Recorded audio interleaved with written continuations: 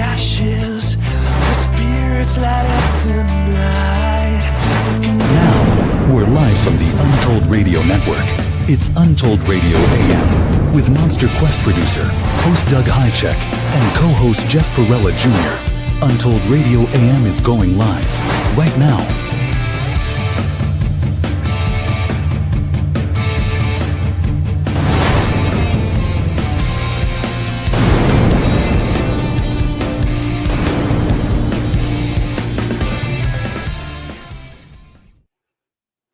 Hello, Adam. Hello, everybody. Welcome to Untold Radio. Thank you. Thanks for having me on. Let everybody know Jeff has the night off. And Adam is kind enough to take over the mess. And oh, what a mess it is. Yeah, I'm playing small ragu tonight, not big ragu. Small ragu, little ragu. I see you have it on your name. Little ragu. Yeah, I should have done little ragu. Well, you've got big shoes to fill, so we'll see. Well, this is a great test of your technical prowess. Yeah, we'll see how it goes tonight. It's a lot to learn, isn't it? It is. I learned it all. I learned most of it this morning, so let's hope it works. Yeah, okay. Anyhow, the week was spectacular. The weather, I hope everybody had a chance to get outside today. Yeah. I hope. Yeah, I hope it lasts. The weather's been great. So. Oh, it's beautiful. God, it was like 71 in blue skies today. Did you do anything fun over the weekend? Yeah, I got invited to a Kentucky Derby party out in Chanhassen. And this is one where they were giving away some money, and it was a fancy dinner, and blah blah blah. And you were supposed to dress kind of fancy. The women all had these, goofy, flowered hats and extravagant hats, let's call them. Okay. And ended up, my horse came in like probably last. I think it was so far back that it didn't even matter. And Yvette ended up winning $150. Wow. She came in second. Her horse did. Yeah. What was the name of her horse? Yeah. I think it was Journalism was her horse. Okay. And I had some gray horse that I was told by everybody that it would be so great, and it wasn't. So anyhow, sounds like my luck. I never win at those. But it was fun. I mean, they gave us a hotel room and the dinner, and so it was a fun party. Awesome. But I just so shocked. The Kentucky Derby's over in like 2 minutes. It's like done. Yeah. All this build up, and then it's like, there it is. It's weird, but it is cool. I love the tradition though of this, the hats and all that. I mean, it's just kind of fun. Yeah. Whatever. I've never been good at horse racing picks ever. Join the club. There's a harness track just right up the road from me. Then I've done it a few times. Every time I pick a horse, it's last. So I'm not psychic. There you go. Well, there you go. That's your psychic test. Yeah. Can you pick a winning horse? All right. So are you ready for tonight? We have a very cool show planned. We have 3 guests. And this is going to be a theme of extreme Bigfoot research. All of the people that are coming on literally have gone, I think, a little over the edge maybe. Okay. In other words, they spend a ton of time, a ton of their money, and a lot of thought into this. And so that's always been my feeling. If you're going to have results doing something, it's going to be multi-step. Whoever has the most steps will win in the end. Yeah, you've told me that many times. Yeah, so. The more steps, the better, because these things are not just going to be caught with a game trail camera on a tree, as we've learned over the last 20 years. It's not happening. So we have Eric Sorenson from Project Longview. Cool. Which is by far the most ambitious Bigfoot project I've ever seen. I've never seen somebody, I've seen people like put a camera on their car and do things like that, but never seen somebody build the whole vehicle. Yeah, I can't wait to see it. You told me about this a couple months ago. Up, I'm excited to see it tonight. So. And then we have Todd Smith, who I've been working with a little bit. And Todd is just really, really devoted. And then ended up merging Todd with another guy that we're going to have on tonight, Logan Sechow. And Logan is over the edge in a new camera project called, is it Bigfoot live streaming? Yeah, I subscribed to the app a couple weeks ago. It's going to be cool. Yeah. And so this is another huge project. There's a lot of money involved. It's just a ton of time. Don't forget the time and effort and research and like all the other stuff. But it's cool to take two extreme researchers and like combine them, like Logan, meet Todd, and there's progress. There you go. Going on. Are you responsible for making that connection? Well, yeah, I introduced those guys. Awesome. Yeah. Okay. But they've done something with it, and then we'll find more about that tonight. So we're going to bring Eric on first. Then we're going to bring on Todd, and then we're going to bring on Logan, and then we'll kind of all have a conversation with all of them. But we'll start with a one-on-one with each one. So that's kind of how we're going to do it. And then we've got a little clips, a little news crap. Not too much. Okay. But I'm just excited. Should be fun. So let's hope we have all this technology worked out between their technology and your learning curve. It's going to might be a wild ride. Yeah. And we're trying to pull this off live, right? Exactly. All right. So let's go and get to our little bit of news. I don't have much, but it's interesting. So let's do that first. All right. Untold Radio news that can be a bit weird is right now.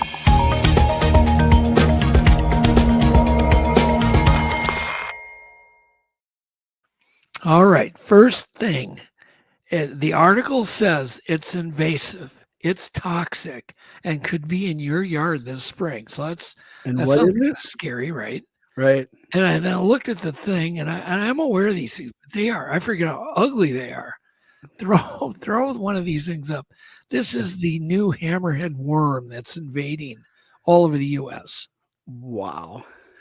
And I don't think they're even good fish bait. You're not supposed to touch them. And certainly, I'm sure there's laws against using them for bait. So don't touch these things. They are invasive. It says here they're called hammerhead worms. They're an invasive, toxic species originating from Southeast Asia. I swear to God, every invasive species is from Southeast Asia. It's kind of nuts. Yeah. Apparently, these things are now in several Ontario communities.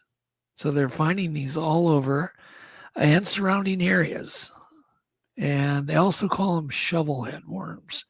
But they have a dangerous neurotoxin called tetrodotoxin, which is the same stuff found in puffer fish. Ooh.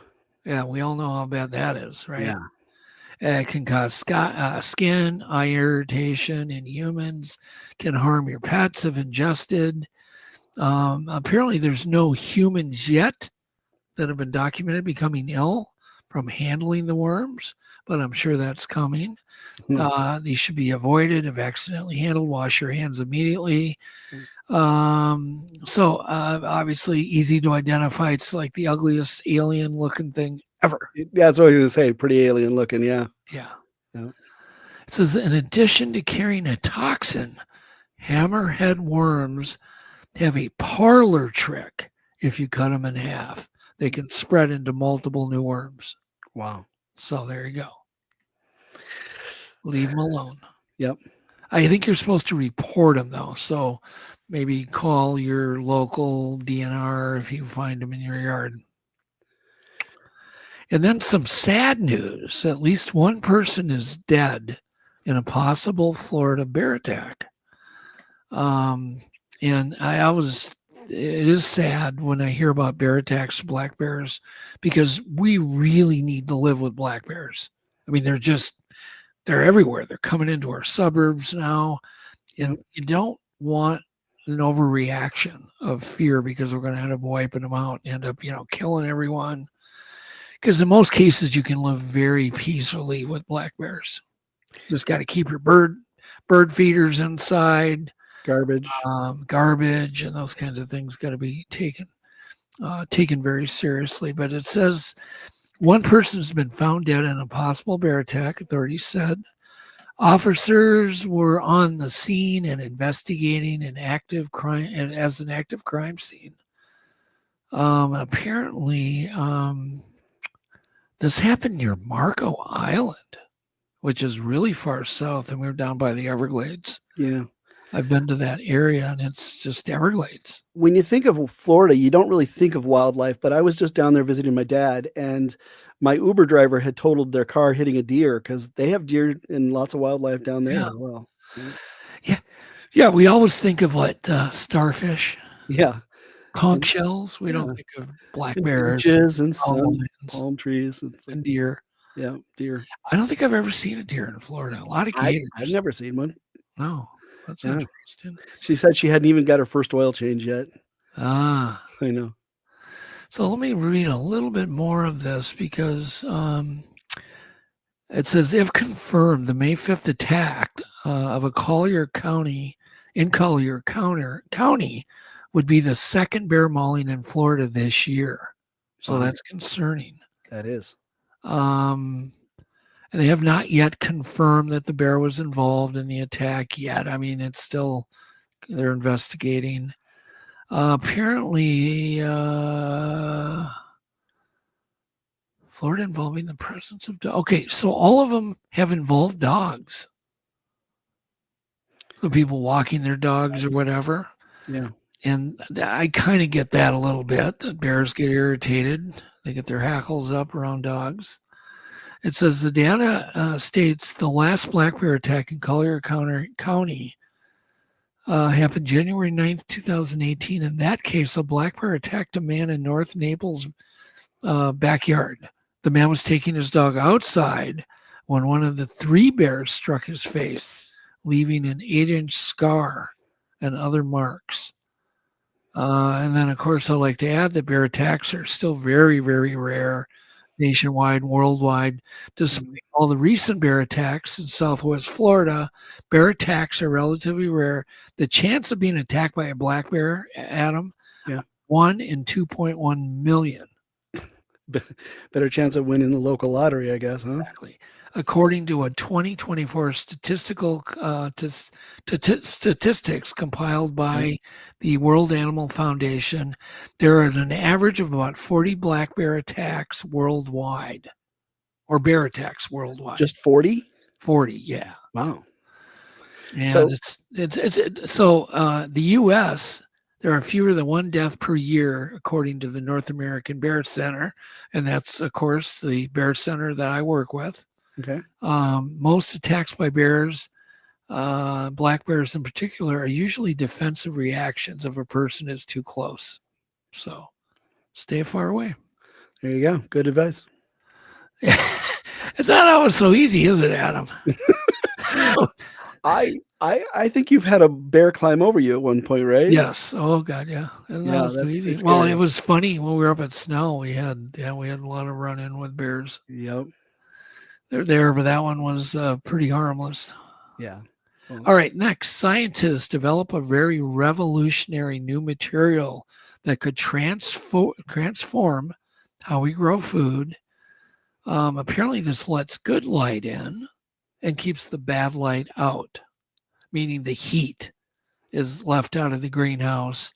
And I'll explain here. It says they've developed this revolutionary material that could transform how we grow food. It lets the good light in and keeps the bad light out. It says, I'm just trying to skip over this. Apparently, this University of Science and Technology has developed a new nanoplastic and biodegradable mulch for greenhouses to improve crop growth and in hot, arid regions in the Middle East. These passive cooling technologies, as reported, have been shared by the what is that? Phys.org. And apparently they've succeeded in lowering the temperatures in a small test greenhouse by 77 degrees Fahrenheit. wow. That's a lot. Yeah. And apparently, like in a test, Chinese cabbage crop yielded 200% more So that's kind of a big deal. I'm not much of a plant guy, but I've always thought that they needed the heat in the greenhouse, but I guess it's not the heat. It's the you don't want too much heat. Obviously, in the Middle East, where the sun's blazing and it gets up to 130 degrees Fahrenheit, that's not good for growing crops. There you go. But apparently, this is made with it's polyethylene and cesium and tungsten oxide nanoparticles. And it absorbs the infrared light and lets the visible light pass through it. So there you go. There you go. And then, you'll love this one. Yeah. NASA Sphere X Space Telescope has begun its mission to map the entire sky in 3D. And we've used a, Star Trek map? Yeah, they're finally catching up with Star Trek. Yeah. Yes. It's a Star Trek map to illustrate what they're going to do. They're going to do all the planets and visible to this telescope in 3D. Wow. And that should be kind of cool for fly-throughs and, understanding. It says this space observatory designed to map the entire sky over a period of 2 years. So that isn't going to take long.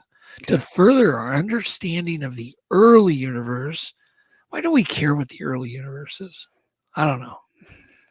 They've started snapping images. Yeah. And it says that the space telescope will complete 14.5 orbits of Earth per day, capturing roughly 3,600 images daily. Wow. That's a lot of pictures to go through. Yeah. And it's going to be a 25-month survey. Let's see if they get it done on time, right? Yeah, exactly. Exactly. Well, we'll have more on that, I'm sure, at some point. And the next, gorillas offer clues to how social relationships work in humans. And go figure. Some of these things are just kind of obvious to me that gorillas are going to have a similar relationship. I mean, really it is. You got the males fighting. Well, if you ever been to a bar, that's kind of obvious. But a group of gorillas in Rwanda, in a Rwanda study, and they're being studied by the University of Exeter on human relationships. Apparently, they're studying these complex relationships, and they're using mountain gorillas. And they found that their societies can also be head-scratchingly complicated. Well, imagine that too, once again. Exactly. Obviously, things are very complicated with humans. Divorce and stepmoms and stepdads and step siblings. They have all the same stuff. But what they found was that when male gorillas become friends, they don't get as many fights, but their immune system drops, which is interesting. That is interesting. So their immune system lowers. So it's kind of interesting. Very interesting. Let me see if I can find that exact spot. So apparently their explanation for that is it's possible that males expend more energy by having close social ties. So they expend their energy when you're close to. It's probably the same with humans. So if you want to stay healthy, isolate yourself. Stay alone. Yeah. I don't know. We don't know that. I don't know either. But apparently the stress of expending all this energy reduces your immune function. Okay. So if you're popular, right? Right. Your immune system's not going to be as strong. Sounds like a good study to put on humans as well. Yeah, exactly. Yeah. What? You think they would be studying humans versus gorillas? Well, whatever. I don't know. I don't know. All right. That's enough of that crap news. All right. Let's do our 5-minute witness. All right. And I think we've got one picked out, as I remember. The Hunter. We're calling it the Hunter. Oh, by the way, it's courtesy of Charlie Raymond and Kentucky Bigfootresearch.org. So check out their site. kybigfootresearch.org. Yes. There you go. All right. It's time for 5-Minute Witness. Short stories of strange encounters with the unknown.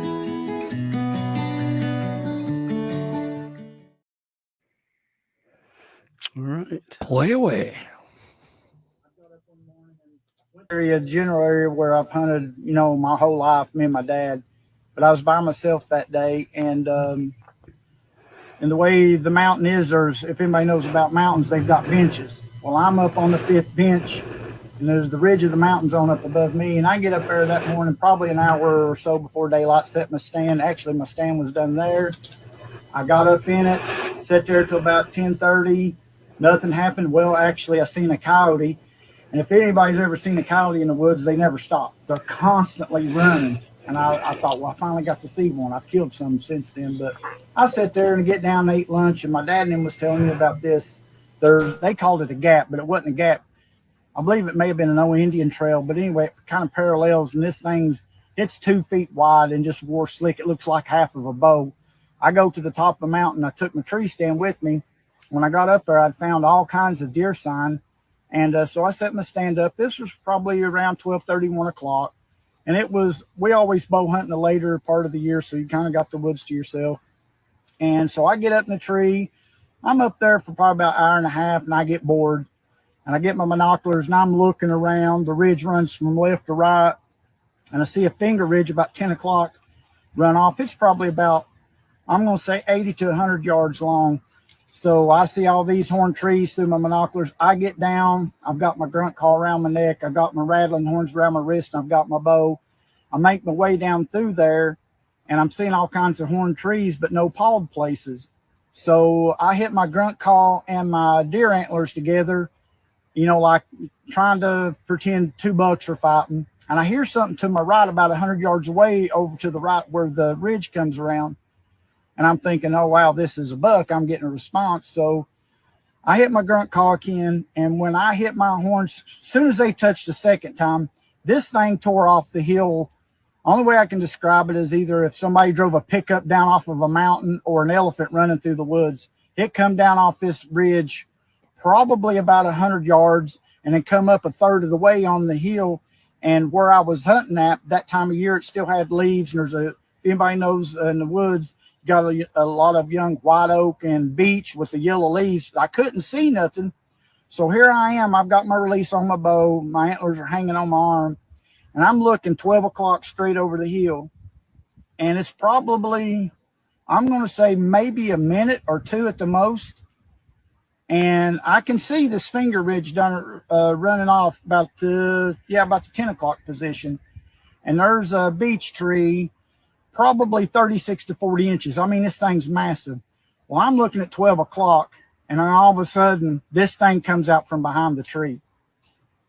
And when it did, and I'm camoed from head to toe, face painted, snake boots on, it's all camouflaged. I'm all camoed out, even my bow's camoed. But this thing, when it come out from behind that tree, in my mind, I was thinking, oh my God. But why? Okay, I seen the size of it. I would guess between 8 and 9 feet. But in my mind, I was replaying the sound coming off the hill. Okay, why are you there? Why are you here?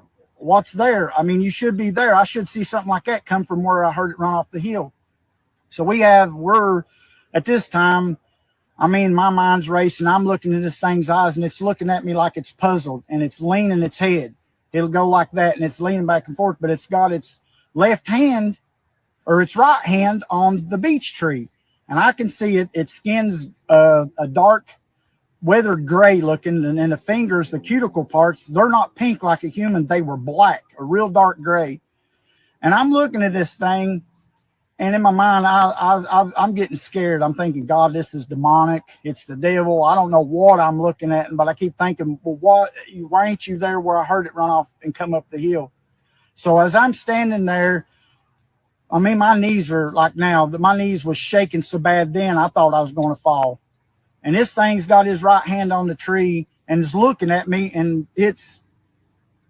I was trying to explain its brow ridge. It's not normal. It looked like a Neanderthal. It didn't have a snout like a chimp. It had human characteristics, had a nose. The nose was real wide, but it had hoods on it like a human, but it was wide. Its teeth were real white, real blocky, and its lips wasn't fat like a human's. They were thin, and it had its mouth open, and I could see the movement in it of it breathing.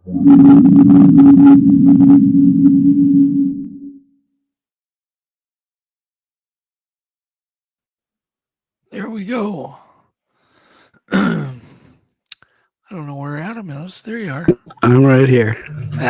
So anyhow, my comments, by the way, just started coming up, so I'm a little behind on.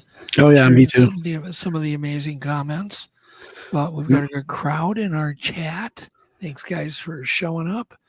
Let's do clips real quick, and I think I see Eric and Todd in the back room, which is great. So we're going to be bringing Eric on soon with Project Longview. So let's go ahead and do our clips for the week. All right. Let's bring the clips in.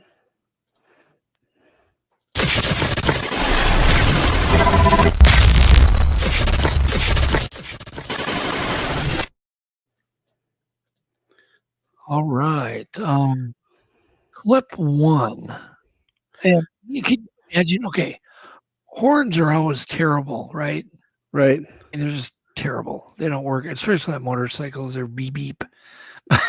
Here's a lady that's got it figured out. She has a dog barking horn, and it's loud and it sounds mean. Go ahead and play it.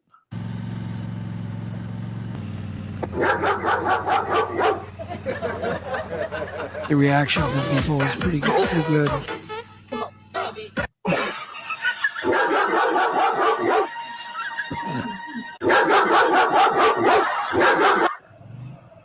Crazy.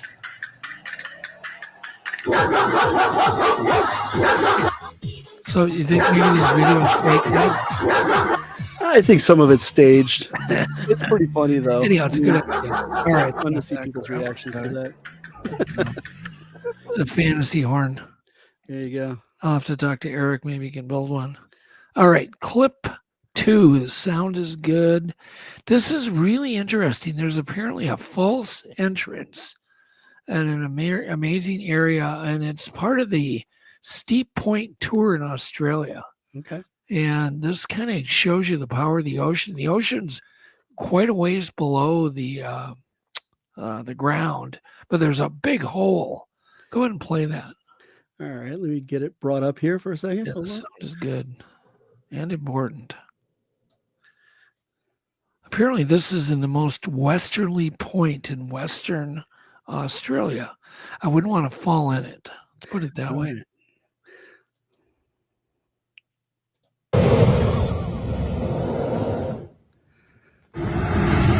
Wow. So that's ocean water coming up? Yeah, that's ocean water underneath. Wow. So apparently the ocean's kind of under, but as the waves come up, it forces, air. Was that it? The whole clip? That's the whole clip. Yeah. Oh, geez. Okay. You want me to loop it again? Or? Yeah, loop it again. All right. Hold on a second. Bring it back.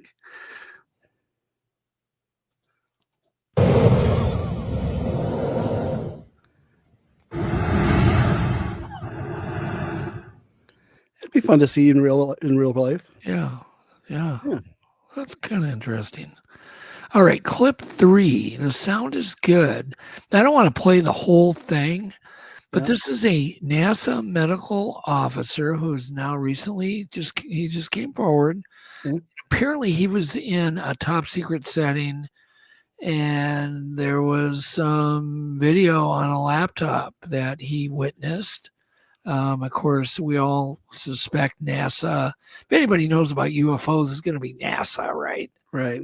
And he witnessed something that maybe he shouldn't have. So go ahead and play it, but he's blowing the whistle. What I saw was a white, completely smooth vehicle that appeared to be a flying saucer. It was constructed in the shape of a modified circular egg, being equal in length and shape from all sides, as I would learn as I watched the video. Its contour was totally smooth with no light, flight control surface, pitot tubes, propulsion systems, antennae, or other projections. Doesn't look like the kind of guy to joke around, does he? No, not at all. Spacecraft. While it was generally spherical, it was about 20 feet in length, I would guess. It had a type of beam or equatorial region, with about 60% of the craft being above this region and 40% of the craft being Okay, now I below want this you to do region. something. Yep. A shallow dome. Fast forward it. He could shows be a seen at drawing its of what he base. saw. And Okay. then go to the end of it where he talks about how he saw the video. Okay. There we go. This Talking is what he closely, I would witnessed. not have recognized the motion. Gotcha. Interesting markings. The picture you see is my poor attempt to Oh, show It says U.S. Air Force on the front Yeah, there. right. smoothly rotated one complete cycle going clockwise. So And when did you the same, have a whistleblower like this, you rotation always wonder though, is it counterclockwise. disinformation to At make the us end of think this, that all it was UFOs once are more in the U.S. same Air position Force? it had been Do you in see what I'm when getting it at? initially Totally rose see what you're from the getting at. floor. Yeah. Yeah. Okay. It then now, moved to the right. maybe at the very end he mentions how he came upon looking at this. Okay. Go ahead, right there. Right there. Yeah. Front of the craft, tilting to a 45-degree forward angle of attack. You must have seen it but fly then. absolutely maintained its stationary position over the floor from where it had risen. I gave an exclamation about this, and the major commented that he thought this would blow me away. Just then, there were knocks on the door and voices asking why the door was locked. The major immediately turned off the computer console and screen, then looked at me very seriously. He whispered, "Don't tell anyone I showed this to you." There you go. He All then right. unlocked the door and threw out. I just always wonder if it's One just, was the lieutenant colonel. you who know, it's again kind of asked confusing, why the door Conquer. had been shut. All right. So no. Yeah, it's but it is one of those things. Don't tell anyone, and it's like, do they want this stuff leaked, or do they, is he Exactly. risking his life by telling Yeah. people about it? I don't know. Yeah, you don't know which way. Yeah. You have no idea. The next one is something that's been being reported down in Texas. Okay. Blue rain. Have you heard of this? I did. I think I saw a clip on that one too. Ah, okay. So go ahead and play clip 4. Reporting blue rainwater falling out of the sky, particularly in southern states. Check it out. So I live here in the Central Valley, and it was raining a couple minutes ago. Can anyone explain? There you go. Yep, collecting in bowls and tarps and stuff. Now, this is particularly happening in Texas. And obviously, people are very concerned, but not just for themselves, but for animals that need to drink rainwater. It's pretty blue. So that cannot be good for you. And people are saying that this must be due to weather modification programs and that it must be extremely toxic. A lot of speculation now. We're getting that's enough. Kind of reminds me of that So even if strange you don't fog we drink it had this year directly, you're too. gonna get Yeah, we did. That was Yeah. weird. Very weird. Now, it All is right, known that that's Texas enough. has 7 Enough of major that cloud clip. All seeding right. weather Blue modification rain. programs, Very and though it weird. has not been Goodbye, officially blue confirmed, rain. All it right. could be the cause of the blue water All right. rain. And this is reminding. All right. What's All right, the clip next clip? 5. So this guy we're going to talk about, we're going to show a picture of him. Okay. Supposedly this is a Native American, and apparently he lived to 137. Some people claim he lived to 138 and then died of pneumonia. Okay. But you can imagine living that long. The Not wisdom. even. But you look at his face and you're like, oh my God. Can you zoom in on his face? I'll try. Total respect for this guy. But man, you talk about, No, I can't. okay, that's fine. But you can see he looks like he could be 137. Yeah, the ears and the nose, I guess, continue growing, and his nose and ears are pretty big. Yeah, that's crazy. So that is crazy. So that was what you would look like, ladies and men, if you lived to 137 or 138, 139 years. Yeah. I don't know if I want to. Exactly. There's trade-offs with everything, man. There's no free lunch. All right, clip 6. Sound is good. What in the heck wagon wheel is going on here? This is just like crazy. This reminds me of the opposite of what Eric's building.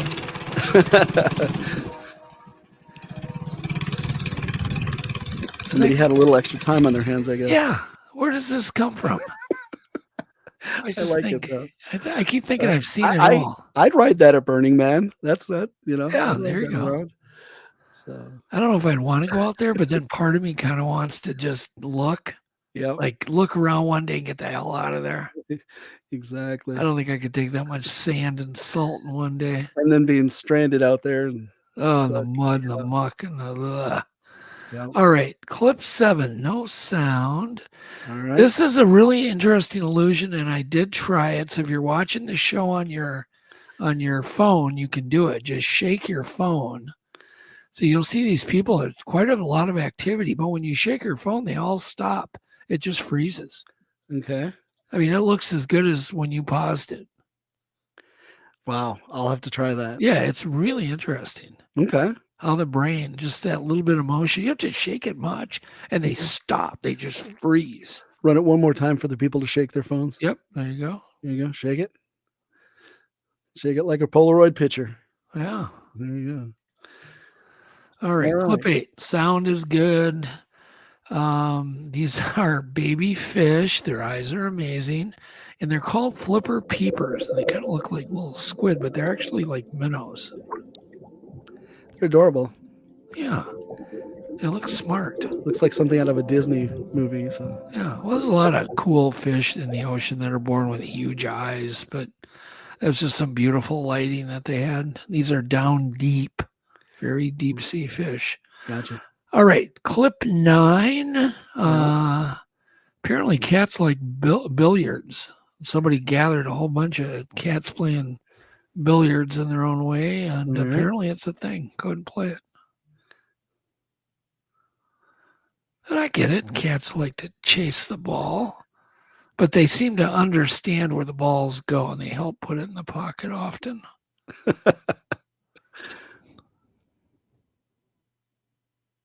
There you go. So is that cheating or not? Oh, Is he playing for one side or both sides? yeah. Right in the pocket. All right. It's There you enough. go. That's adorable. All right. Good clip. Clip 10, last clip. Okay, last clip. Y'all heard of the Wienermobile? Remember the Wienermobile? Of when we were course. kids? Yeah, I toured the country. A couple of years ago, they put out like, do you want to drive the Wienermobile as a job? They had Oh. national employment. Are they still running the They Wiener? might. I was thinking about doing it. Okay, so here's a new twist on the Wienermobile. It's the Okay. Wiener boat. All right. And this guy is hot dogging on the water. You can imagine the music like the Edmund Fitzgerald playing, right? That is hilarious. Yep. I wonder what the top speed of the Wiener boatmobile I don't is. know, but I bet if you rode in it, you would relish your ride, right? How long did you think about that one? Yeah, it took a second. Yeah. And I wonder if his trailer looks like a paper plate. That's really funny. The Wiener. Who does this crap? Somebody's got a lot It's of guys fun like with it. Eric that's coming Yeah. up right real soon here. It's guys like Eric that they just get this thing in their head. They're going to build it, this vision. Yep. And they do it, and I admire them for it. Yep. Exactly. You have no idea. When I saw the thing you're about to see, I was just like, what the hell? This I is know. I can't wait nuts. to see it. I've heard about I it. was freaked out when I saw, because I went to go look at it personally. When was that? Just this week? This was a few days ago. Okay, great. That's where I got the idea to do All the whole right. show. Not quite finished yet, though, right? No, it's close. He Okay. was riveting in the floor, finishing riveting the floor. There you go. But that's all I've got. So we're gonna take a quick break. Okay. Then I'm going to introduce Eric, and we're going to bring Eric Sorenson on, who has started Project Longview. All right. Very cool project. All right. Hangar One Publishing. Books that explore the unknown. They're after my story. Legends leap off the pages of our books. You think you're the only one? They're under my heels too. From UFOs to cryptids, Bigfoot and beyond. Who's behind all this? Hangar One Publishing, where every legend is revealed.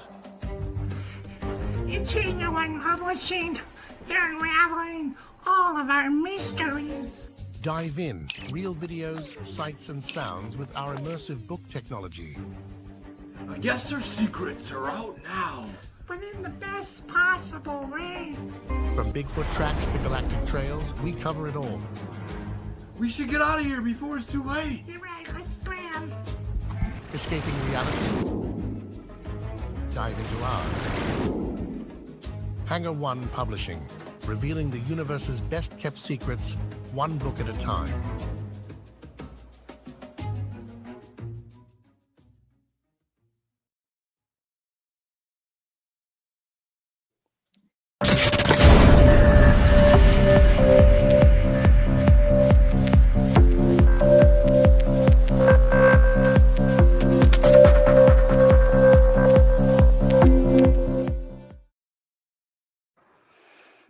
All right. So, Eric Sorenson. I gotta turn my volume down. There Eric, are you there? Hey, it's me.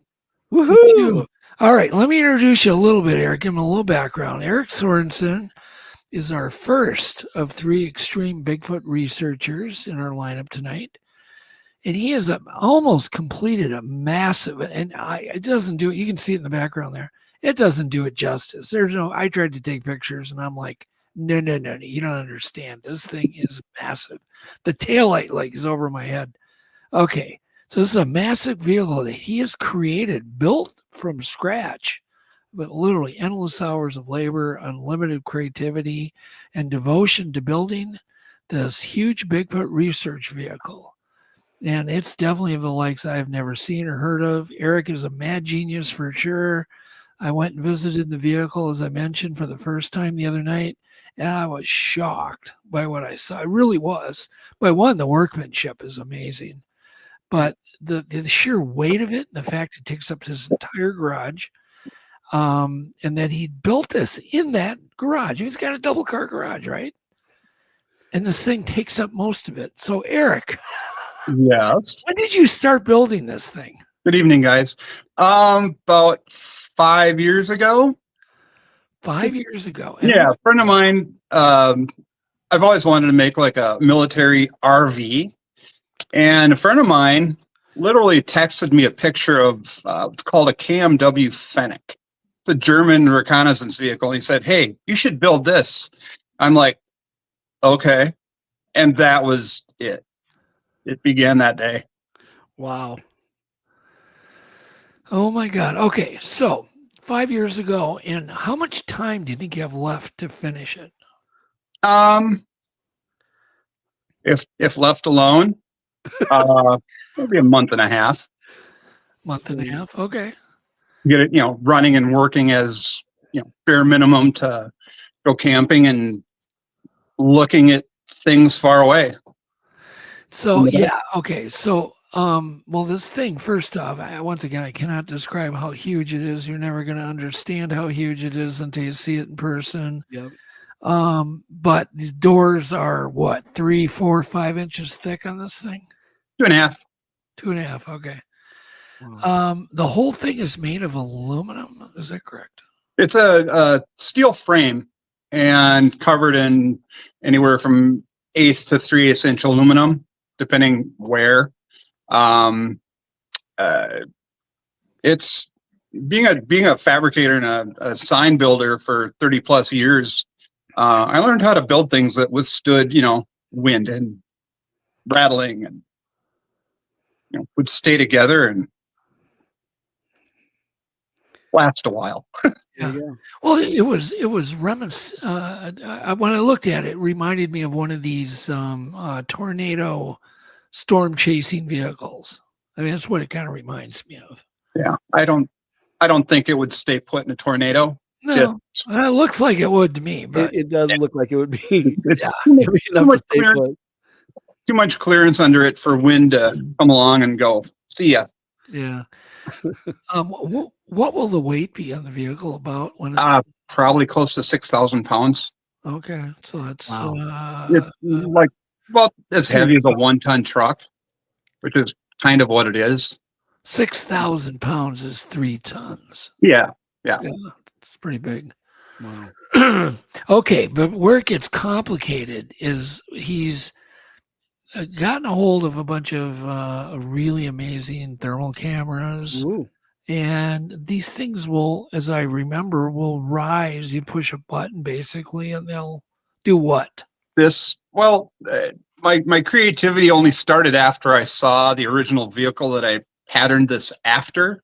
Mm-hmm. Well, what happens inside the truck, there's a hydraulic ram that's about 4 feet long with a 5-inch post around it. And on top of that ram is a very large thermal sensor with a 150 millimeter long range germanium lens on it. Wow. It's not in there currently because I'm putting the final touches on it. But we're talking standard equipment, or do you have to pay extra for that? What now? That's standard equipment on that car? On a real Fennec, it'll cost you about $7 million. Wow. And for a little bit less than that, I was able to build this and have just as good, if not slightly better, thermal imaging, because the vehicle's 30 years old and this is using newer items. But no, not standard equipment. It's like I was just using $50,000 add-on.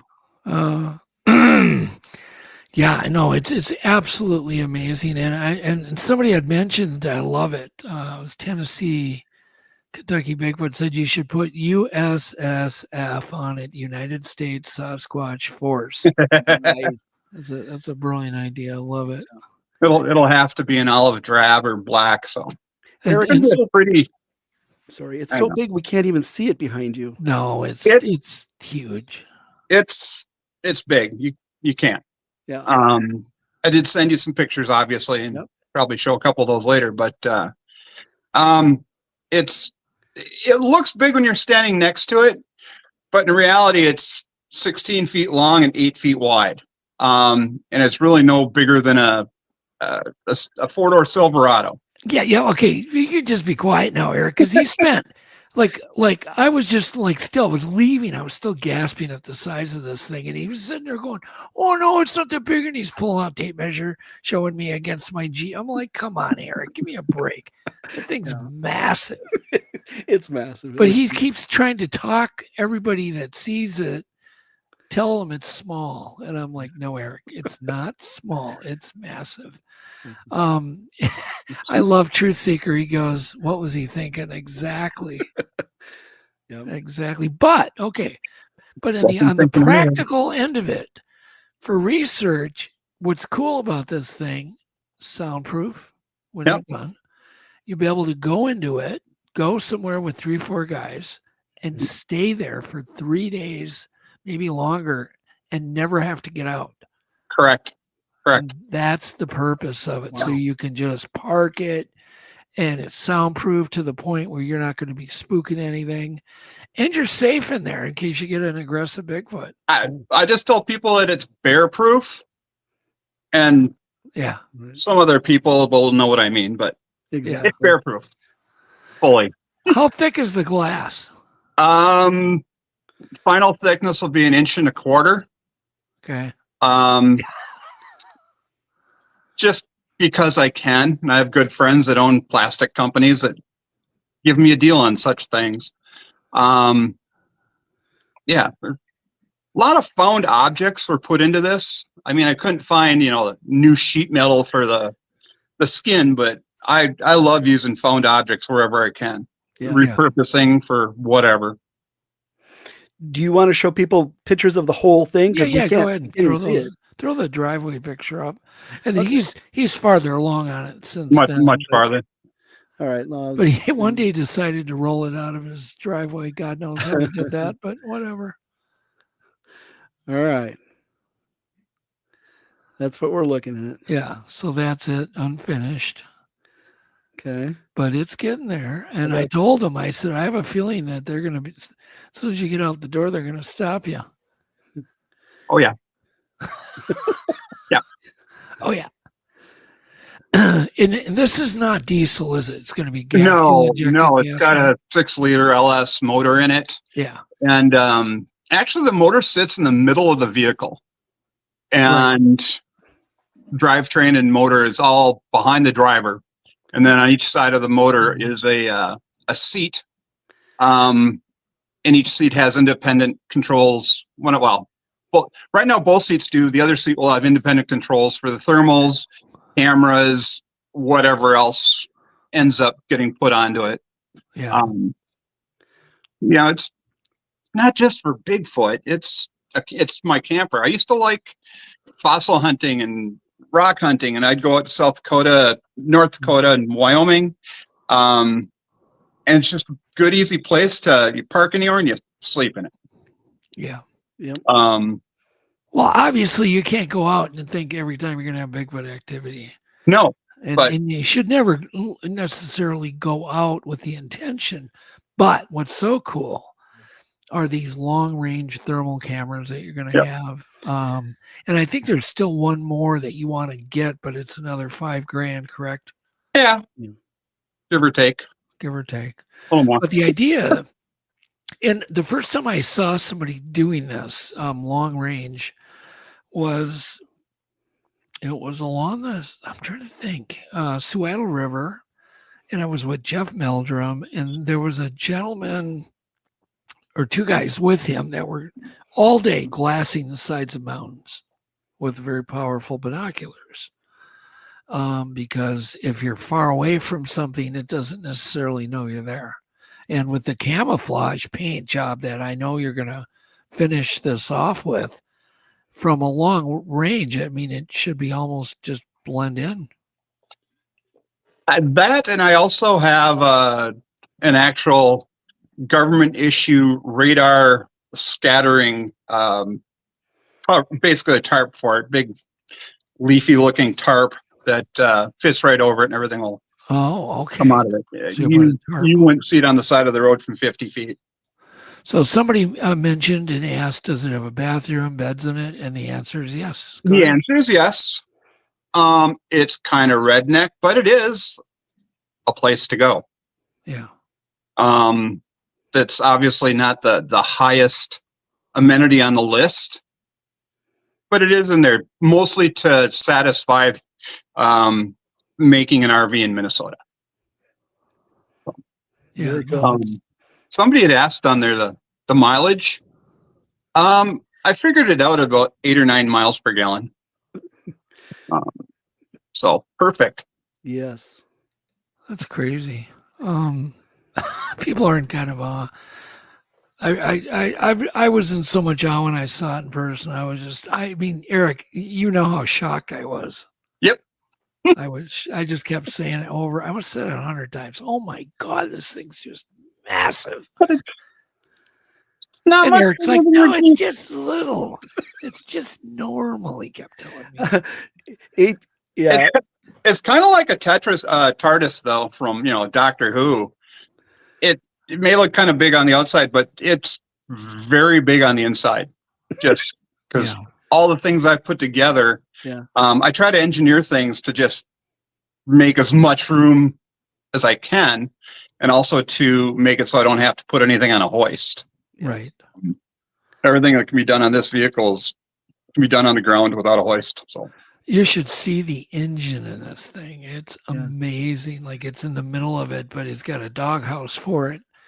But the engine is just massive, and it's 4-wheel drive. So you've got, all the transmission and the differentials, and oh man. So is the floor is done? I mean, you have a pole. It's mainly finishing touches at this point.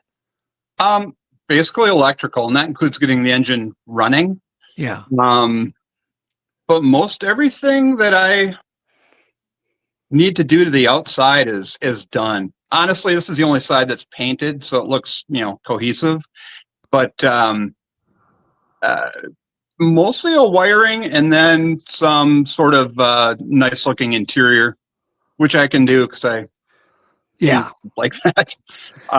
So Eric has another vehicle he built from scratch, and I saw it. Absolutely gorgeous workmanship. I mean, it's like, what is it, a Diablo Lamborghini replica? Yeah. But not built on a Fiero. No, this thing is like, oh my God, it's so beautiful. And he built that from scratch too. So I know the upholstery work was like that of what you'd see in a brand new Ferrari. It was just, Eric did it all himself. Yeah. So he's a very talented Let's guy. talk about the tech in it, the thermal, the night vision. Yeah.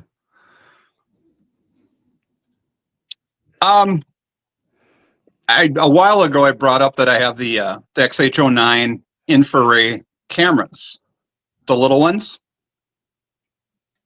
I don't know if you can hear me or not. Yeah. We hear you. Beautiful. And I was really amazed with these because the program uses an AI structure of some sort to actually define what you're seeing in thermal as more of a real image instead of just blurry colors all around. It tightens the edges on things that have a drastic change in temperature. And this AI program for these things is just amazing. You won't find this camera, though, in a large format with like the 150 millimeter setup that I'm making. But I've been hacking things together, taking one thing from one, like a sensor from one camera, and pairing it up with a larger image or larger lens from another camera, and getting some really good results. And I may make one of the cameras switchable from just a large FLIR sensor, a 640 sensor, to somehow work with the smaller AI sensor from infrared. Okay. Kind of like a little revolver that moves the camera sensor from one position, into position behind the lens, and then I'm still working on that. But the vehicle also will have two of those in the front, at least one in the back, and everything else is complemented with a either low light camera or a very long range Sony, like you'd find in a FLIR security camera that's military, just to get everything out there, see what there is. But the large camera should be able to detect a difference in heat from about 5 miles away. And yeah, that's crazy. That's because you can sit on the top of a hill or scan a mountainside, and you should be able to see things moving at 5 miles. Now, detection is one thing, but identifying what it is, it's going to have to be a little closer. But it should be interesting. Are you the only one working on it right now? As in, like, are your brothers and family members? I have no friends. I'll be your friend. We are. I've got a lot of friends that have helped me with this along the way, and whenever I work on it, most of them are just telling me to just finish it and get it done. They all want to go camping with you. Yeah. I've got some friends. Yeah, basically wanting to go and sit in the middle of the woods with cameras on and sit and putz on your phone, and you see a red something on a screen. Let's go look at that. There you go. So, are you also going to have like just standard infrared or just standard daytime cameras around it too? I may have no infrared on it whatsoever. If I used infrared on it, it would be purely as a night driving aid. But with the infrareds, you can drive at night with it with no problem using pure thermal imaging. That you can see the side of a road, which is usually hotter or colder than the rest of the surrounding area. I think most people know my thoughts on infrared or near infrared cameras, so yeah, I probably won't use many of those. Yeah, and let everybody know this thing has not left his home yet, but he hopes to have it done in about a month and a half. I'll have it drive. Once it's driving, it's real close to just being out there. All the parts on there, the mechanical. My dad was a mechanical engineer, electromechanical, and I've been putzing and in love with electromechanical things, for 50 years. And so I like making that stuff. But most of those things are, most of the items in there that are electromechanical are either 99.5% done or they're done, just ready to be hooked up. But I just want to get everything else done to a point where if there's a problem with the motor, that's the only problem I'm going to have. And the motor was right now, and there's something wrong with it. I'm like, well, crap, I got to do this and then still finish the truck. So, I mean, the motor looked brand new that I saw. That was in. But you got one that blew up and you rebuilt it? Yeah, no, this was a good engine that I pulled out of the original truck and, had it rebuilt, and it's fully rebuilt. Yeah, it looked brand new. Along with the transmission and the transfer case. But this thing will have air conditioning, ventilation, toilet beds. It will also have a periscope. Explain the periscope. Well, the periscope is actually it's going to be a camera that's just, handheld on a certain type of swivel. And you can just, at any time, just look through it. It's not going to be a periscope per se, like a military one with a prism mirrors in it. But it's a mast. It's a mast that raises. Well, there's going to be 4 cameras on this mast that's in the truck. Okay. On this, it's a 4-foot post that raises up almost 3 feet of cameras on a PTZ, which, it turns and you can aim it up and down and all, you can even have it on a program that does it by itself, through one of the FLIR programs. It also has detection. If you're sleeping at night and it detects something, it'll stop and just record it automatically. And not only that, I have another big FLIR PTZ unit that I've made that will actually talk to each other and say, one camera will say, "Hey, I've got something coming your way." And the other camera will go, "Oh, let me look for it." And it looks for it and then locks onto it. But Adam's going to make that work for me. I'm not that smart. Well, we're hoping that you meeting Logan tonight, that maybe even Logan can get involved in some of the technology, the cloud-based technology that he's been developing, and some of the AI stuff, and Adam's skills, because Adam's an extreme researcher also. How many people do you know that go camping alone for 30 days and hang up how many cameras? 22. 22, yes. So Adam's an extreme researcher. So it isn't just Eric, Todd, and Logan. Adam's one also. And Adam's he's off the edge. We got Todd in the back room too. Let's go ahead and let's introduce Todd. Okay. Todd Smith is our second extreme Bigfoot researcher, and he is known as New York Todd, I think, in chat. He's often in chat, and he's been obsessed in getting sebum evidence lately. He'd heard about the sebum program, and he was really excited about that, and which is this 3D evidence, because it should have a chemical compound that will have DNA in it, and you have the latent details. And Todd has been actively collecting all 3, amongst other types of evidence. And he's in I guess he would be a habituation area, right, Todd? Yes, it definitely is. Yeah. So these things are frequent.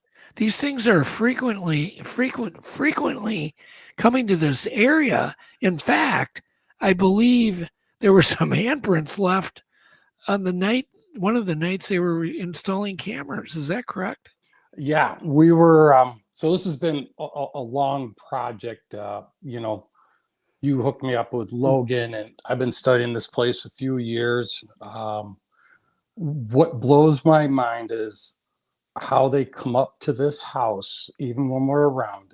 And I've sorted out on how they observe and triangulate, know where everybody is.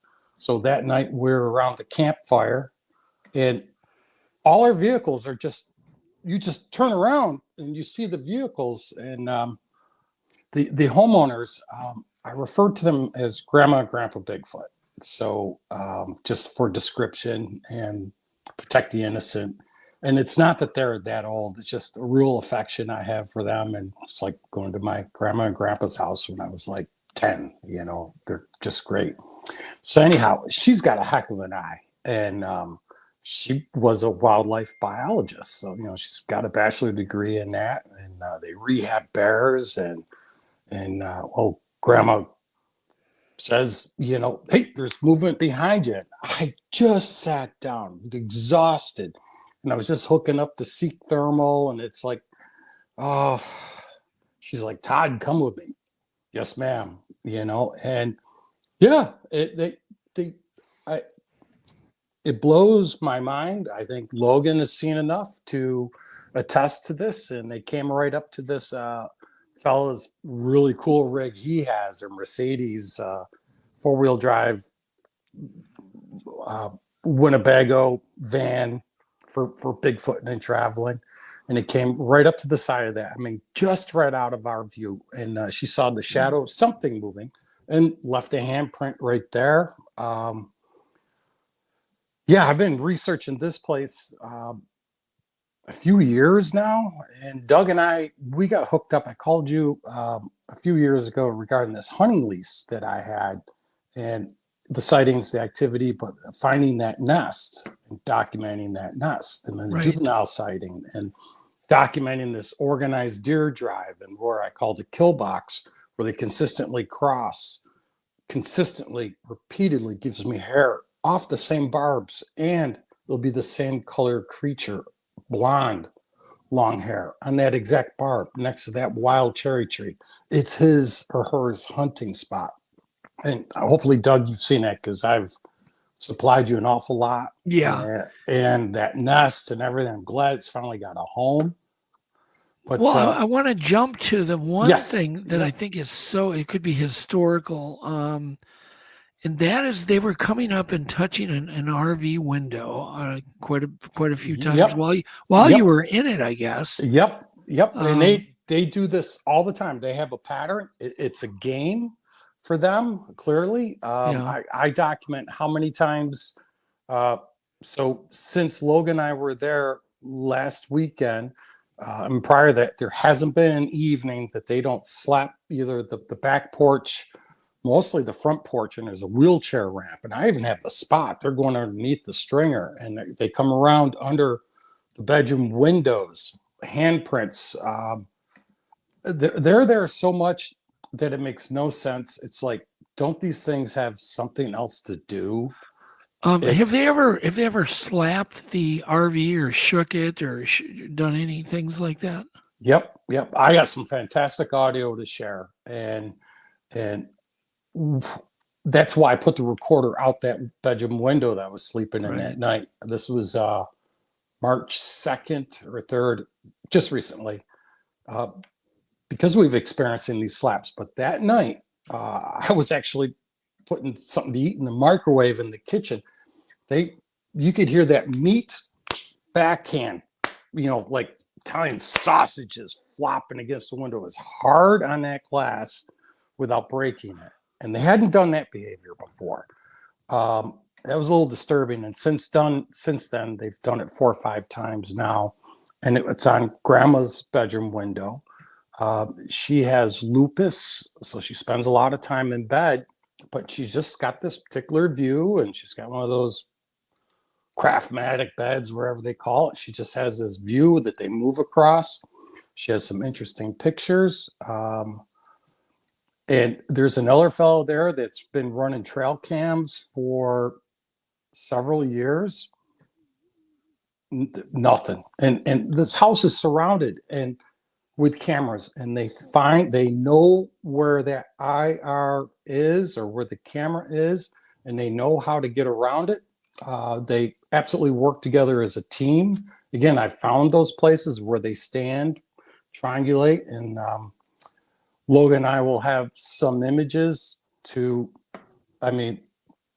right there. And we fooled that first night on the thermal. I really want to turn off the IR because they know it. Yeah. Well, okay, but I want to jump to the fact that Yes. you were having handprints on the RV window quite often. Yes. Yes. And you were collecting them properly with the Q-tip and the sterile, collecting them. But then the problem is, how do we get the latent details to an examiner? So I came up with the idea. I don't know. Was that my idea? It was your idea, and to I followed put a through on thin it.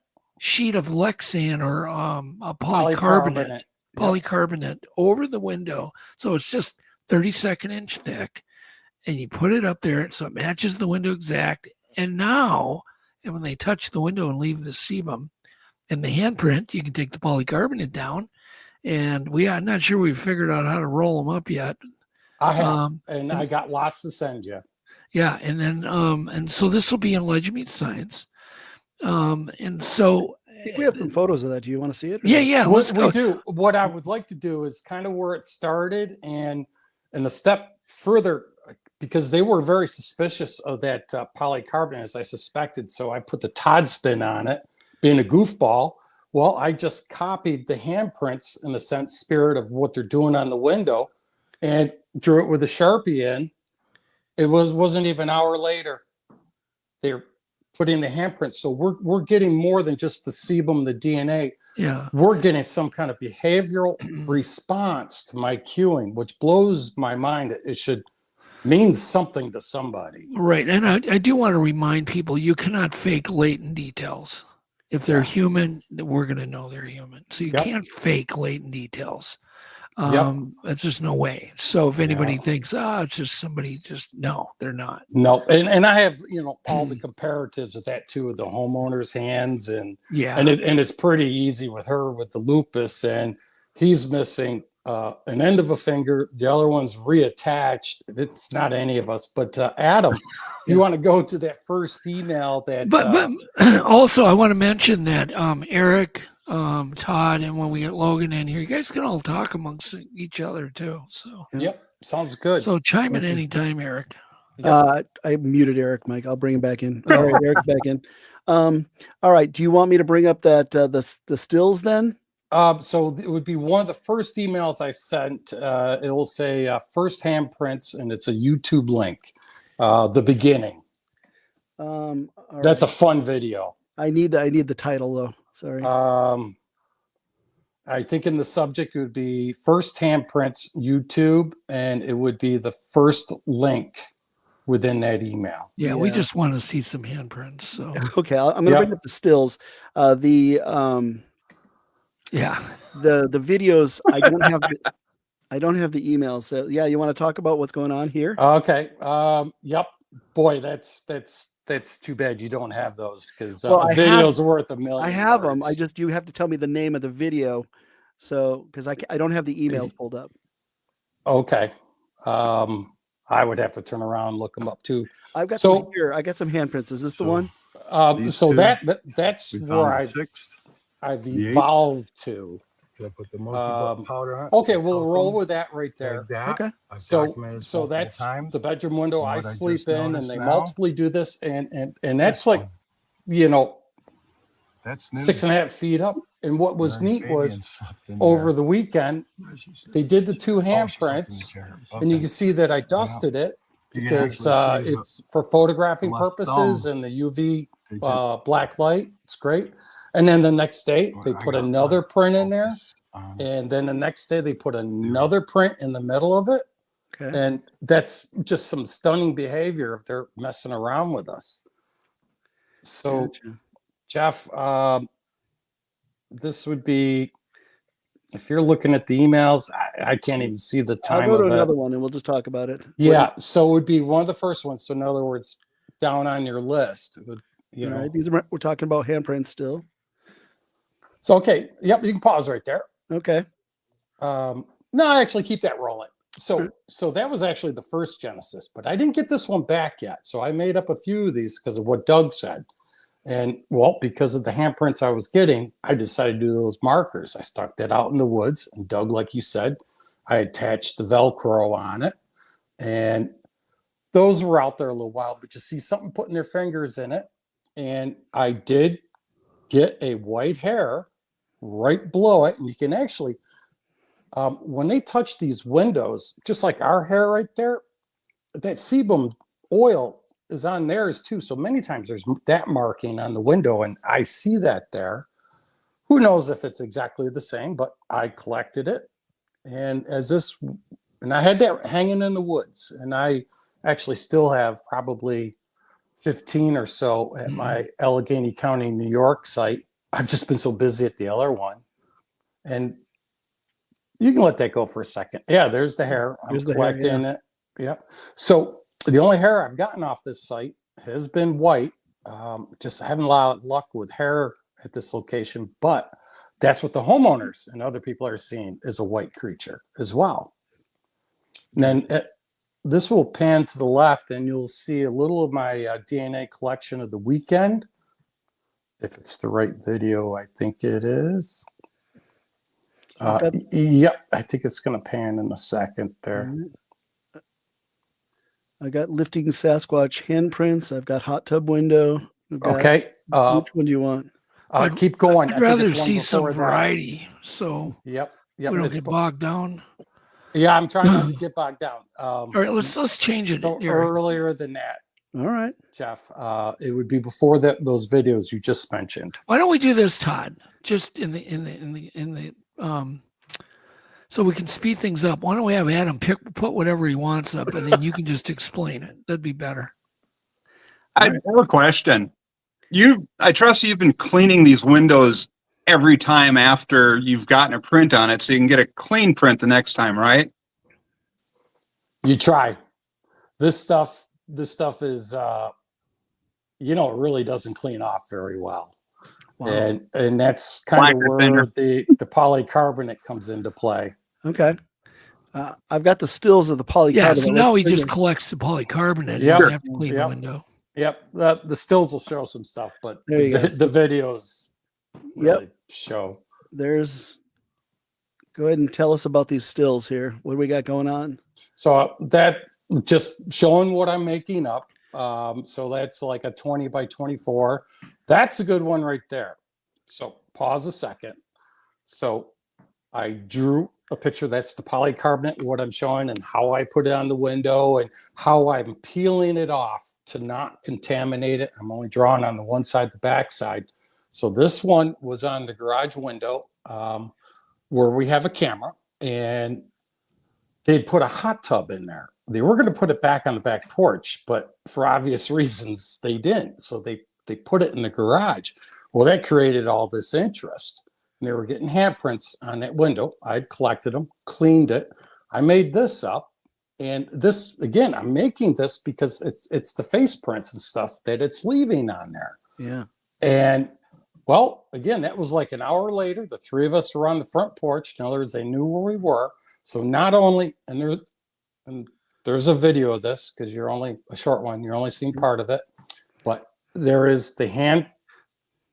There you go. There's the handprints. But what's so significant with this one, it does, I got your nose. That end of that little nose with its finger, it does a swirl. So it's responding, putting its hands in my hands, but it's doing the little extra, I got your nose, which blows my mind. There's the, I got your nose there print. So. Yep. You see it right there in the center. Yep. So I've gone to a lot of efforts of looking up what kind of paper to have it surround, how to package it and stuff, so I can get it to Doug. And that's why I didn't go late last summer, because I was concerned about that 125 degrees in the back of a truck.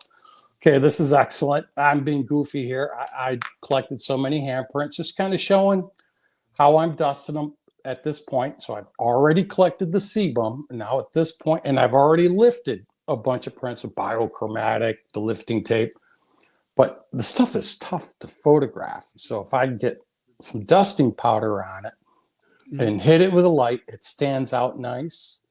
Those are actual, this is just one weekend. Those are the handprints. That's last April.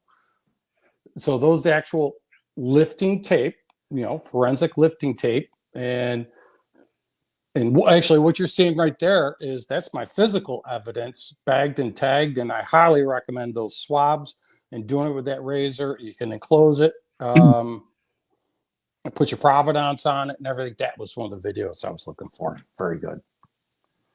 And this stuff's sitting in a dedicated refrigerator for it. Yeah. If I haven't already sent it, I've sent a lot, but I still have quite a bit more. And we got some hair collection videos here too. So sure. What are you're collecting hair as well?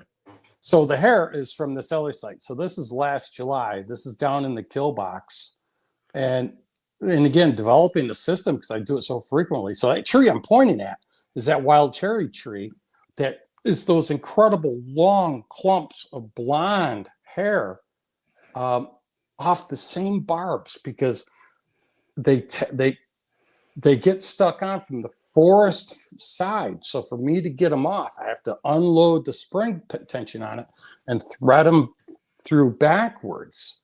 And this is a year before that. Same spot. This is the end of the kill box. Now along this section will be different hair, but what's fascinates by that wild cherry tree. I mean, that blind creature, that's his spot, without a doubt. The only so one of the things I was going to mention about Bigfoot hair is it's very wispy. Mostly it's wavy, like you see. Tapered end, very fragmented or no medulla. The core is on the inside. So when you see that wave, that's very unique to these Sasquatches. Oh, so what you're seeing there is just the result of that afternoon, which this is last July, and I was there prior to that in April. So this is an accumulation. Now, I ended up putting these hairs together to get them up there. What's interesting to me is by the time that they travel together and they're safe package and everything, and we get back up to the truck, look how they coil up together. There's such unique behavior with this hair that's fascinating. Is there sebum on the hair as well? Oh yeah. And okay. A lot of them will remind me, especially when there's a few of them together. Have you ever seen the beard of a tom turkey, and you get a nice tom, you pull, and how it's like almost like an earwax or something together? Yeah, the other question or comment they had on it, long blonde and or long gray hair in the wild would I don't know what animal in the wild would have long blonde or gray hair other than maybe a horse, maybe horse tail or mane material. Yep. And they're generally pretty thick. Yep. And without being at this site, you have to take my word for it. Nobody's taking a horse there.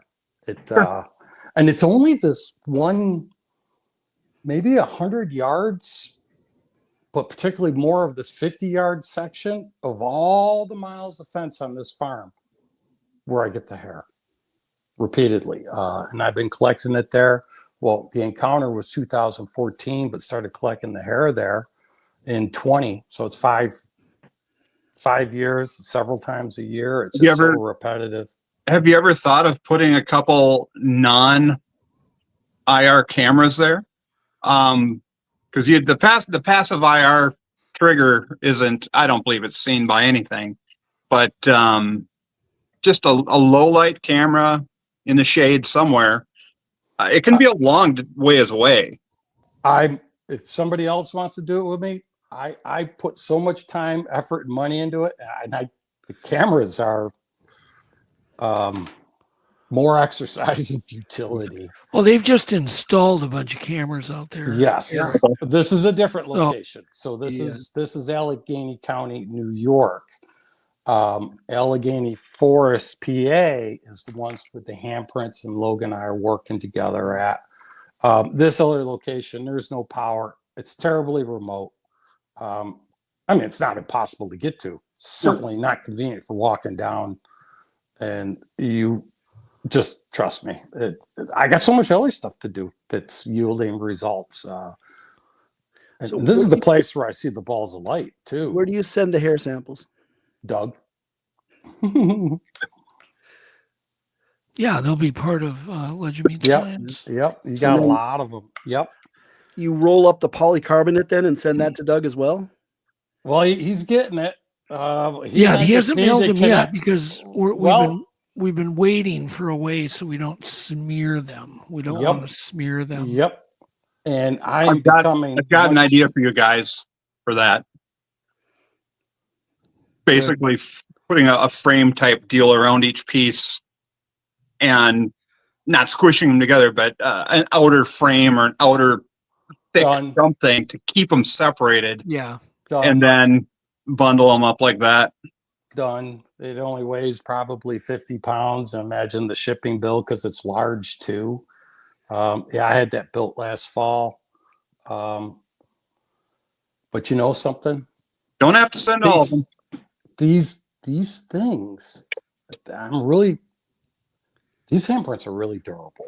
So, they're really durable. I want them as pristine as possible, especially for the ones looking through with Doug. Yeah. But it's incredible how durable they are. Boy, you don't want them to touch any powder coating on your truck or plastic trim. So my diesel from that trip you just saw with the hair around the tailgate, that night they tagged the truck. I still had the prints on the something was underneath my truck. My with me said something was trying to steal my catalytic converter and my truck. Yeah, cap. The print's still there from 2023, and that was from the grandpa location. It doesn't clean off. Lee Warner's got an idea, and that's I guess it would be wooden frames with like a slot that you could slide them into. It's built. It's built. Awesome. It's built. Just waiting. Oop, come on. My phone's trying to read by the my way, hand Adam, did you want to get a hold of Logan? I don't see him in the background. Logan texted me. He's running a little behind. Oh, okay, but he's coming. He's coming. Okay, great. As far as I know. Is there more video, audio from? There is. We haven't talked about the nesting yet, and we haven't talked about the orbs or the gorilla stuff you sent. Well, I want to go to the gorilla. Let's finish the handprints. And I'm sorry, I'm trying to talk and multitask, and I get frustrated quickly. So I'm trying to resend this thing to. And it's not sending it with the links. It's gold. And that was the first thing I sent to Jeff and Doug's email. Okay. Well, what is the video called that you sent? Oh, I got to open it because I Why don't you just play them, Adam, and we'll just have them talk through them. It's so much better to do it in reverse. A bunch of them, so much better to do it in reverse. Handprint, nose print on camper window. Hand nose on camper window. Here you go. Right here. I'll start it up. So this is where it all started with capturing them. So this is the emergency camper window that I've collected so many off of. And this is right in their driveway in the turnaround. And why are you breathing on them? This is the very first one. I'm leaving shortly, so I'm not taking the window with me. I'm doing something to capture these. So these are the very first ones. So you can't critique yet. It's as opposed to nothing to document them. Oh, you were blowing powder off them. Okay. Yep. So to capture something, because there's 3 other investigators there. Nobody was capturing anything. I've developed it. Trust me, this kit since then. So this is a few years ago. So I tried the talcum powder. And, I had the window up, shook it, and had to blow it off to photograph it. Plus, you can see it's starting to rain. And it's a great visual. And that's been repeated. And you see the nose print or something there. And that's what led to, when I started doing the polycarbonate, why I started doing the handprints, with a Sharpie and the face to get them to do it again. And they are. So... Wow. This emergency camper exit window is repeated. The bedroom windows is repeated in that sliding glass door. I mean, like clockwork, and how they get in and around the cameras and how they're not seen better, other than, grandma just seeing them with a brief glimpse. It's incredible. Well, they're pretty big. You can see the size. Yeah. Yeah, and I put a tape up there in a minute, you know. Do you want to switch out the video, Adam? Yep, you can. Yep. I'll see if the tape is up there. Keep it moving here. There you go. All right. Here. I've already talked about this. So you have to remember too, that's not a hand splayed out. That's just a relaxed hand. Yeah. Yep. That's got to be from a different email. But yeah, you can skip that one. We already got that one. Yeah, I think we've talked about all your hair. We've seen this one. Yep. Seen that one. Yeah. I sent like You've seen that one? I think we've seen Scott, that. Todd, you sent like 40 videos. I did. We've already seen this one, Adam. We've already gone through all the handprints. Now it's either we got to move on to hair or gorilla. Somewhere else. Let's go to gorilla. Okay, let's go to gorilla. Yes. What is this gorilla all about? Okay, so this is last month. Well, not that gorilla. Okay, which gorilla? Yeah, you gotta remember when I send the emails, you have to work backwards. So you have to go for because this is pointless. That's the last one that I sent. So okay, I got broccoli. You got to work for like from the bottom. Nope. Yeah, they're just Todd. I got to tell you, they're just in a big pile right now. They're not in emails anymore. So you got to tell me the name of the video. I got happy gorilla. Nope. I got ape eating. Not the gorilla throwing feces. I got the pepper. I got the broccoli. Adam. Okay, we got to stop this. Bingo. Just play a video we haven't seen. This is he can talk about him. All right. Much better. What is this? What are we looking at here? There it is. Play this and listen. All right, I'll turn the audio on for you. Yes, that's when we want the audio. Okay.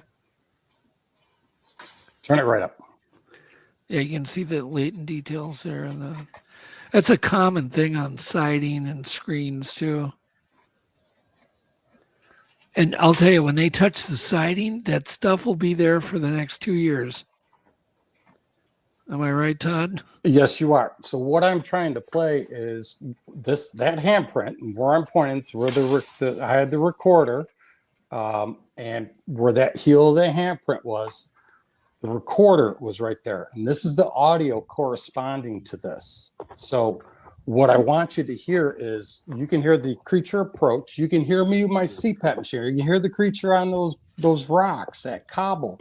But then it comes up outside the window and you hear me yawn, and it's already breaking one of the rhododendron leaves off. You can hear it shoving it in its mouth, and these things break off hard, and you can hear it chewing. And there's a grunt right there. This audio is full. So I don't know if you can start that over, Adam, and we'll just listen. Yeah, unfortunately, it's pretty quiet. So here's the maximum audio. Yeah, our streaming service doesn't allow very loud audio. Yep. So if you can rewind it to the beginning. Yep. Okay. Beginning.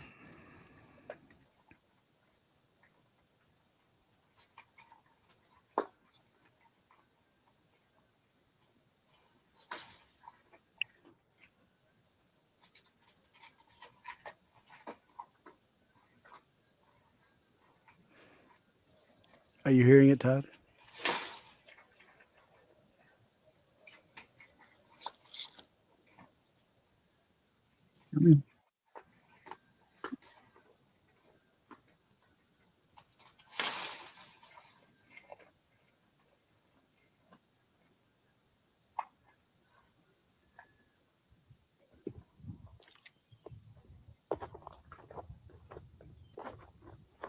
Yeah, the audio's not working, Adam.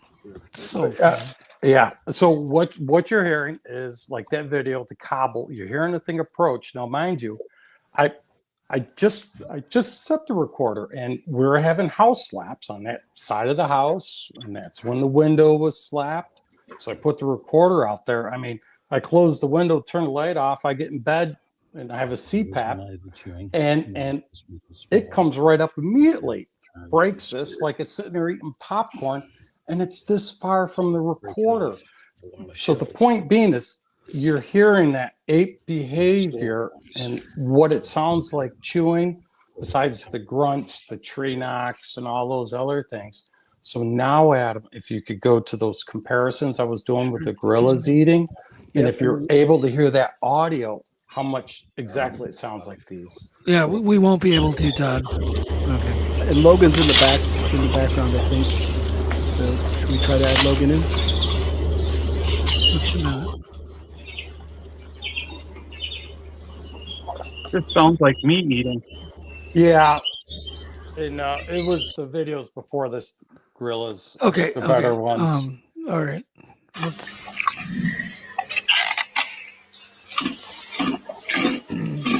But do you have video that corresponds? That's the same as this? That's what the audio is. Well, I know, but we can't hear that audio, so it doesn't make any sense. The problem is your experiences with headphones, not through a streaming service.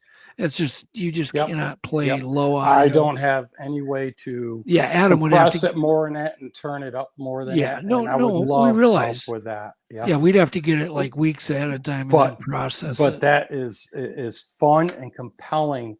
When you listen to that, you know the situation. And when I was showing the physical evidence outside on the window, that the sebum stuff, I didn't even know what I had on the audio yet, because I read the sign of this house. I mean, and I document it so I can see the changes and everything. It blows my mind how quickly they approach, and what they're doing actually is they're coming right up close to the windows, right against the foundation. So as if you were to come up to the window, you go to look out. Well, you're only seeing down like this. The bastards are right under the window. It's a game to them. Right. Slapping the house, doing the handprints, and I think they do the handprints because I respond to it. Do you think that you have a chance of getting some, like any screaming or roars or wood knocks? Have you recorded any of that kind of stuff? It was on that audio. Oh, I don't have a roar, but I have all sorts of noises. It's incredible distance ones, but it was there for 2 hours, and it was like 12 inches, 16 inches away from the mic. Well, let's go ahead and bring. It's crazy. Let's bring Logan on at this point. All right, so Logan's last name is Sechow. I believe I'm pronouncing that pretty close. Yeah. He's a computer programmer, and he's turned his sights from this this relatively new Bigfoot live stream. It's called. It's an application that you can download and subscription to help cover some of Logan's extreme costs. And boy, it is costly. Adam knows how much this stuff costs to do. But he is putting these plans on putting these in more hotspots. Todd's is a hotspot. And let's go ahead and welcome Logan. Well, hey. Good to be here. Hey. We can't see you, Logan. You're in the dark, Logan. Turn on your night vision. What do you said? On my screen, I can. No, it's just black. I can see me on mine. Yeah, sorry. No, turn stop cam and start cam again, would you? Yeah, just stop it and start it again. We'll bring it back on. Yeah. Anyhow, so Logan, I introduced Logan and Todd, and now Logan just got back from going out there and installing a number of cameras on that property that are somewhat unique. Do you know what kind of cameras or anything about the cameras, Todd? Can you guys see me now? No, we hear you. Okay. Well, let's just go ahead and we'll just go with the black, I guess. So I can rejoin. Give me a second. I'll get. Yeah, if that don't work, I'll just leave it in the black. Yeah, it's another bug. So we ran into the typical Murphy's Law with Bigfoot and anything electronic and such, and it was. I think I've been working with Logan on and trying to get cameras on this property. I think we've been talking since August, because I really wanted to vet them for these people and make sure everything was right. So that's one thing I do want to share. He needs other eyes, and people need to be part of this app and everything. And I just didn't. Yeah, I was interested in this, but these people, Grandma and Grandpa Bigfoot, means so much to me that they just did so much qualifying and vetting that finally was able to get them comfortable to do it. And their other motivation recently, I think, was that hearing the audio that I captured of how really close they are to the house and how frequently and just understep, and it's kind of creepy. And there's already all these cameras being run, and so we ended up doing a great thermal camera mounted essentially in the backyard, attached to the dog fence. So I put it on a vineyard post, so that's 8 foot up. Then I scabbed onto that. So the camera eye is minimum of 8 feet up. So okay, well, hang on, Todd, because we've got Logan back. We have no image of Logan, but we've got his audio. So, Logan, go ahead and explain what you've done out there.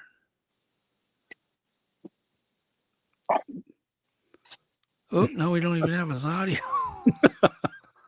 Logan. All right, Logan.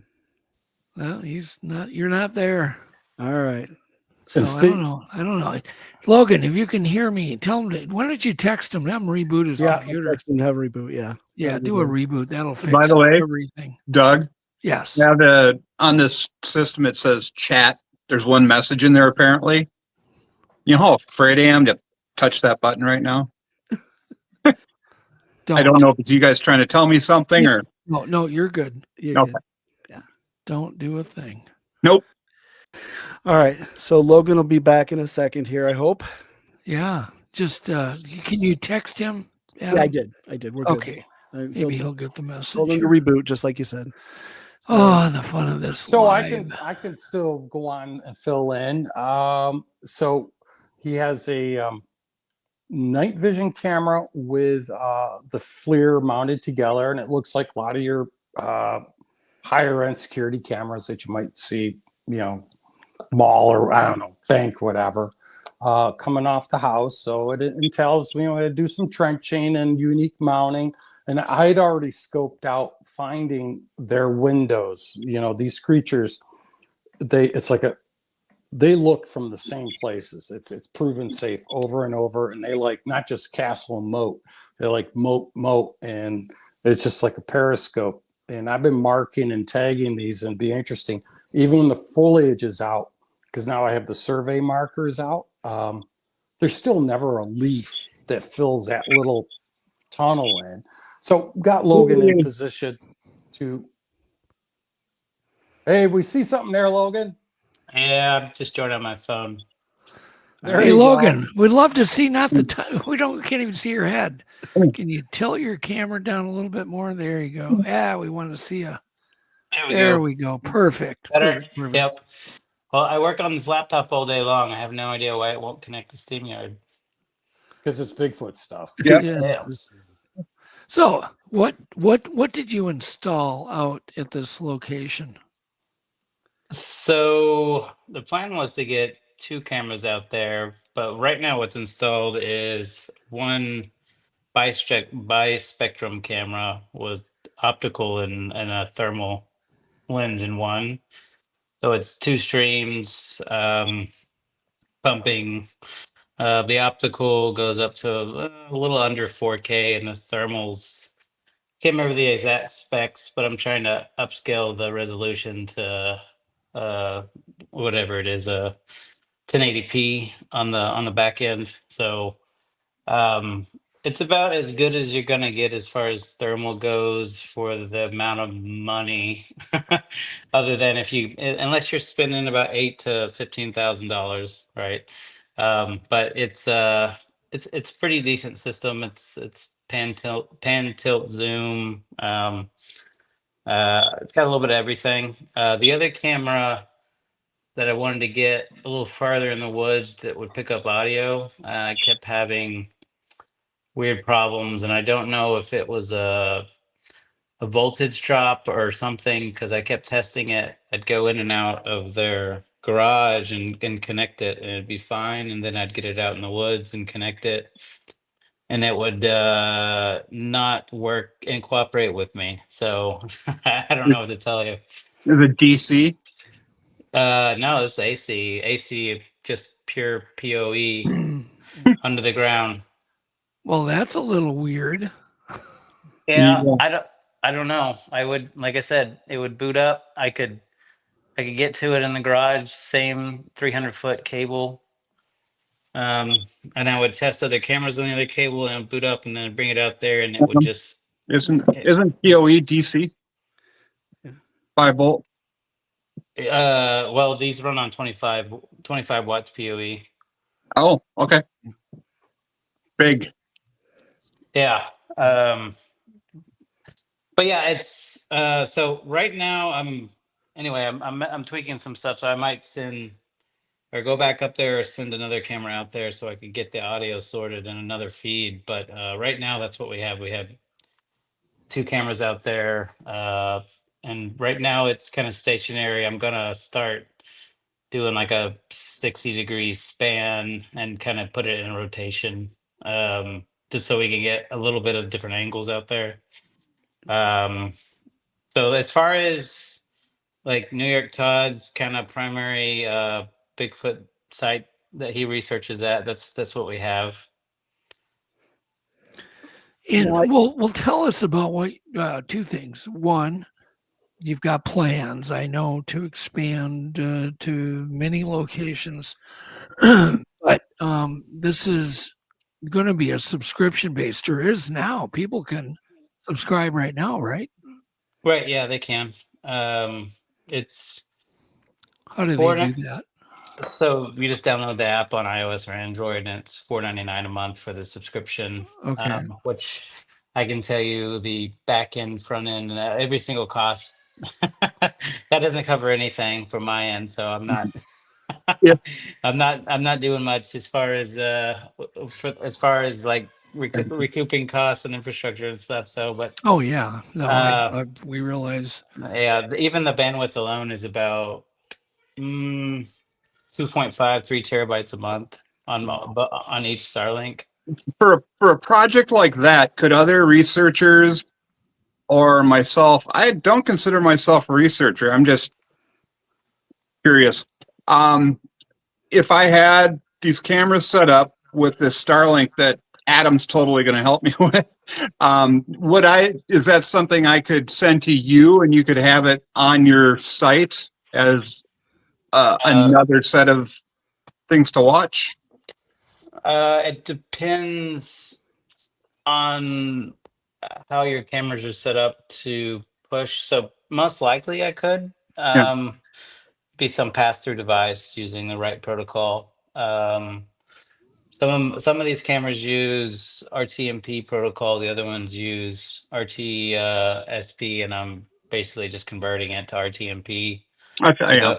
I would think once the video gets online, it's something that would be easily convertible from whatever is available that I can send online. That's all. Yeah. I just wanted to let you know I did get that oddity clip, and I wanted to let you know I'm amazed. I don't know what to say about that. So whenever you want to talk about it, I don't know. Doug, did you get the clip from him? No. Oh, it's crazy. From who? Todd or Logan? Logan. Okay. I'd emailed it tonight too. Well, let's go ahead and play it. I think I sent it to you, Doug, but it was like a day ago, so you probably haven't looked at it yet. Yeah, I get hundreds of emails a day, and it's a problem. I can't just I miss them once in a while. But if Adam's got it, can you play it and set it up? Again, and it's shocking. First of all, I want to know, when did you put this camera up? The Saturday. So officially everything was somewhat rolling on the 26th to 27th of April. So this is really I mean, when was this footage captured again? It was 5/5? Yeah, it was 5/5 at what time was that? Like right after the sun went down at Eastern time. So this is really recent. Okay. Yep. All right. 3 weeks ago.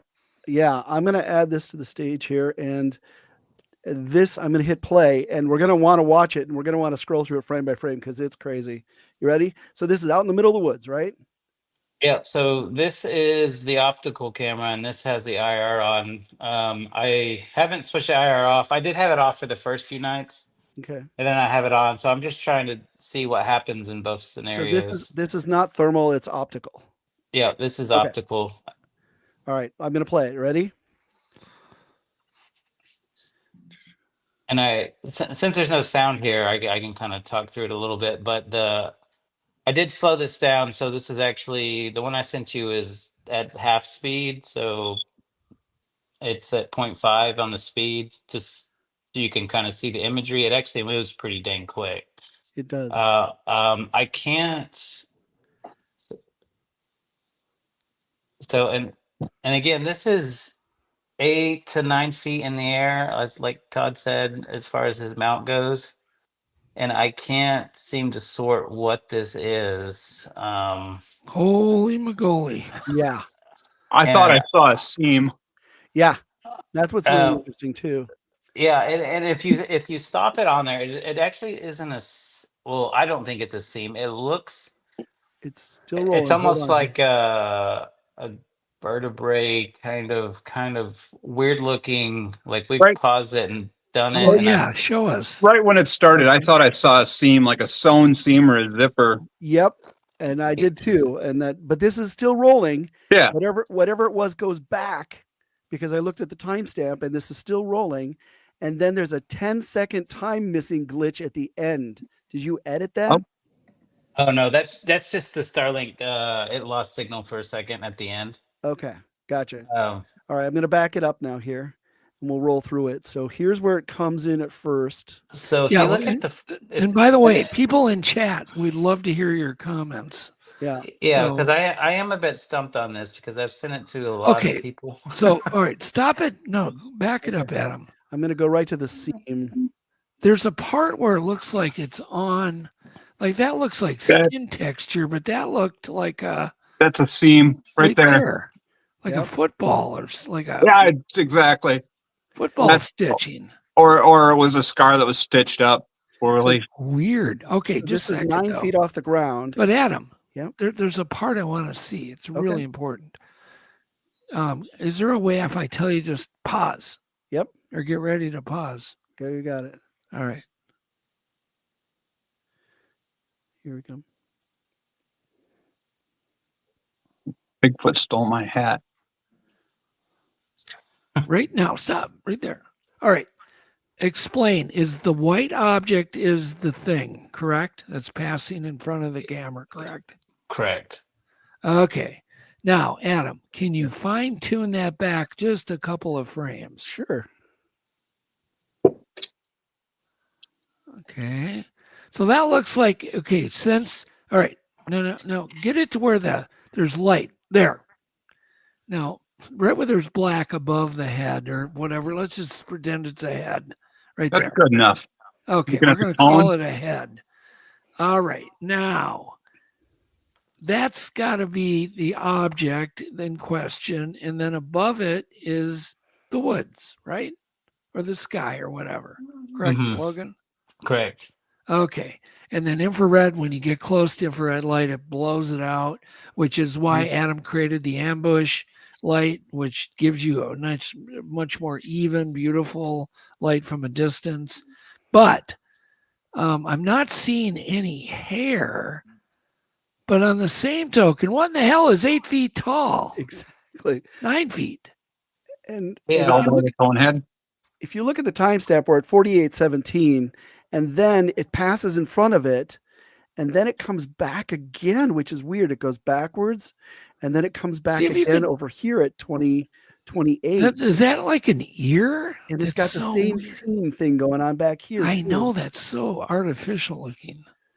So if you actually pause it there, it looks more like a vertebrae than a seam. Like I've looked at it. Let's look. No, that looks like a seam. No. Eric is he does upholstery. He knows sewing more than anybody I know. And that definitely looks like it could be a scar. Up close, if that was a vertebra or something, you would actually probably you wouldn't get more than 1 or 2 vertebrae in that picture. And if that's 9 feet tall, that would be like on a head, possibly. That would be like a naked squirrel. Yeah, that's would have to had be a naked. There's lobotomy no or something. fur. I don't know. There's no hair. Yeah. And I've sent it to a few. So one guy goes, I saw an ear. And so Steve says, I saw an ear. I did too. Can we get into that little round kind of ear thing right there? That almost looks like it's the lens of the camera itself. That's bouncing. It's yeah, called that's a double bounce. It's a lens bounce. But it does look like an eye. I realize, but that's just a lens bounce because whatever that thing is, but then it looks like skin pores next to the seam. Eric, don't you think that looks like almost skin pores? It looks like jersey fabric. Jersey fabric. Well, where's the hair? It could be hair pores or hair follicle, whatever's. It looks like the Hills Have Eyes guy with a head shaved. I'm not seeing any hair on it at all. No, none. You would see hair as I think you'd see the hair as hair on there. But it's not perfectly round. It's all these weird shapes. I mean, look at the there's no hair here. No. Yeah. But what in the hell part of whatever it is? Not only that, I think if that was a head or something, I think you'd see a little more definition of something, even though the light's blowing it up. And it's interesting if that is the point where it's 9 feet tall. Actually, to me, it kind of looks like wrinkled fabric you would see on a hoodie, Mm-hmm. Yeah, and one of my we'll pause it when we see that pattern there. Yeah, right there. Okay, now that looks very organic. It does not look like cloth. Yeah. That looks like a guy's, like somebody with a bad rash and a big belly. My wife compared it to like a newborn, how their skin kind of gets that texture, like almost like a look to it. Yeah. I can't remember what it's called. She's Can more you back of it the up like indie. one frame forward, one frame forward, one frame back, Adam? But it's so close to that. Oh, there's a place where it gets really dark. That's what we want to see, where it gets dark, right? One more frame. Is there a way to click? No, not that direction. The other direction. What the hell are we looking at? Yeah. And the fact that it passes in front of the camera twice. That's what's really weird.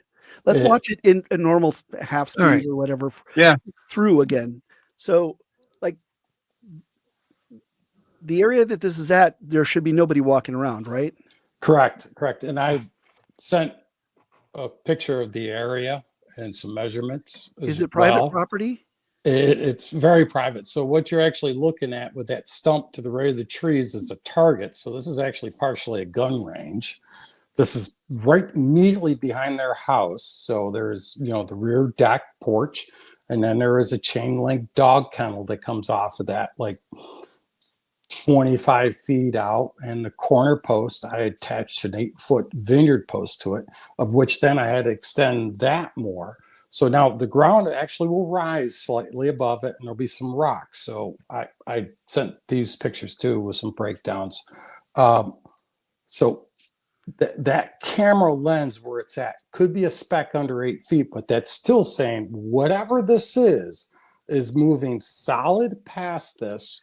Multiple times. Yep. And there's a physical barrier. So it has to like walk around it. So he was in the shower at the same time. She was in bed. And when this was happening, I was on the phone, and she'd called and texted me multiple times because she just turned the app on and saw the flash, and it startled her. And that's, when I told her to make out a report. And that's what you do with Logan's site. And Logan was right on it because we had texted him or something, started looking into it immediately. So here's an interesting point. So directly behind that camera lens is the house. And there is a plumbing vent that goes up the wall. And so I've observed there in the past, these things are so tuned into this property and these people that when the shower's running, you can hear the water being vented. So I've been in that shower when they slap the shower wall right when I'm in there, scares the heck out of you. Yeah. So I'm not saying this is necessarily the creature that we're seeing, because we have seen such. Well, what do you think it is, Todd? I think they're testing it. I think they're holding something up and they're testing it. So like they grabbed a man-made object, like a baseball cap. It could be, but they're testing this. Okay, but the problem is lots of problems. Put it back up. Adam, can you run that at done with this crap yet? Put it back up. Adam, can you run that at double speed so it's like normal speed? Not in this app. Sorry. Okay. Run it back. Can you run it back and forth at the speed they have? Yeah. Yep. You got it coming up. So I'm going to just jump right into 14 seconds here where it kicks in. So I let it go really quick. I think I.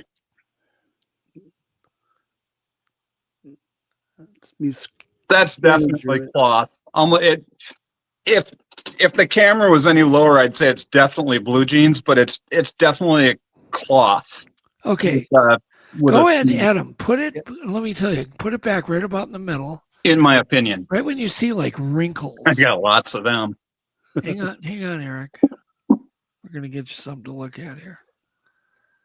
It's past that. Okay, I'll let it roll. This is IR light. Keep going, right? real slow. Keep going, slow. Keep going. Right there. Back. No, you went a little too far. Right. No, I know it looks like folds and cloth. There's some folds. That's what I want to get to. There. Right there. A little, right there. That almost looks like a logo on a hat or something. I don't know what.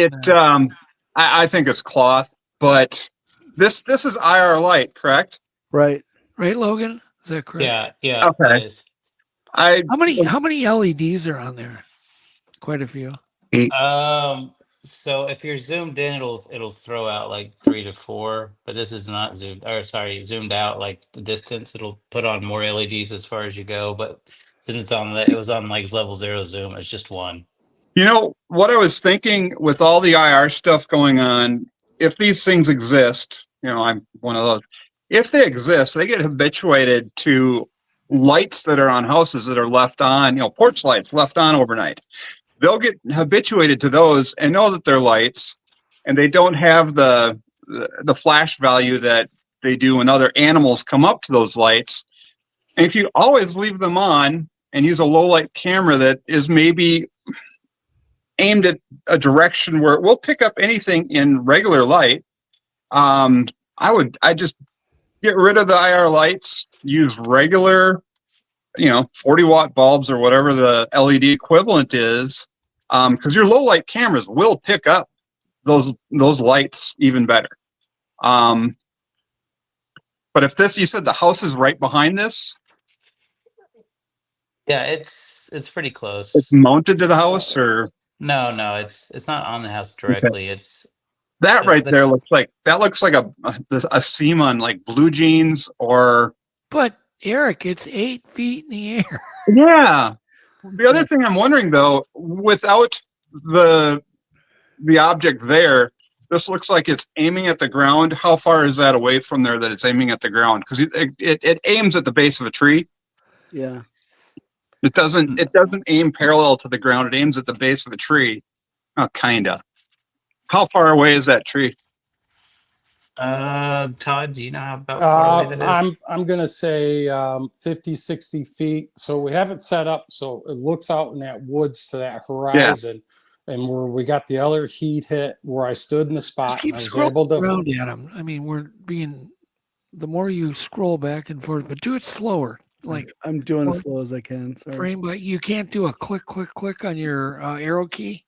That seam just screams not second by second, not organic to me. It only goes second by second. Well, that's crappy. So I'm open to interpretation because I can't figure out what it is. Really interesting. I've never seen a lens look like this either, because that looks like that's quite a lens reflection. Yeah, and then it's got the second lens reflection over here, right playing there. The thermal of it. So it's almost like the pickup chips in the camera. Yeah. So weird. I don't know we're thinking maybe it's an object, or maybe it is. So there's a couple theories. I don't know if any of these are correct, so I'm just throwing them out there. Yep, please. The artifacts. Putting something up to the camera, like maybe that seam is a scar, or maybe that seam is actually from a bone of an animal, like I haven't been able to find something, because I freeze frame that seam and tried to do a bunch of searches on it. I can't, and I've looked at some clothing seams, because one of my friends says, "Hell, I think it looks like a hoodie seam," and he sent me a couple of pictures of his hoodies, and I'm like, well, if it's a hoodie, then it's like there's no texture on this really. Like I don't see any kind of cloth or anything. It almost looks like to me more like a football seam or something. But Right. Yeah. It does look like a football. It's almost like the seam on a baseball, something where you'd stitch a herringbone, where you stitch under the 9 p.m. on private property, 8 feet in the air. I've been worse. Creepy. And this is what happens. So maybe it's a mutant giant that you have living there, Todd. Right. So around this time, I have it written down. Maybe it was 20 minutes before or after, they did experience a house slap that would be left of this image, and then one around front on the ramp of this right around this time. So, and to answer your question, that these other thermal hits that we have, and I stood in the position and with Google Earth and the shit that I do, it's 350 feet out that sees the horizon. And I spent a lot of time figuring out the angle of that going below the browse line, but there's a rise of the ground. It just makes it perfect. Right. Well, and I think it's also why the creatures are here. Is it possible? Is it possible there's a deflated football somewhere on that property and it was holding a deflated football? That would explain the irregular thing. Yep. The stitching, everything. I think that they were testing the camera because the camera is new. I realize, but I'm asking you a question, Todd. Have you ever seen a deflated football on the property? No. Out in the woods or anywhere else? No. Was it on like a Saturday night? This was Monday night. Nobody parties on Monday night. There's nobody around. And probably about 30 minutes after that, it started raining. So, yep. So, yeah, it does look like a cranial suture. It does. It doesn't look natural. Zipper. I've never. Yeah. Nick says it's a zipper. They've left deer bones. There was a pelvis there in exchange of the mineral blocks that they take whole, 30 pounders. I think they were testing model it and they put something up. You want it back on? Yeah, that looks like the real modeling, the irregular modeling on the.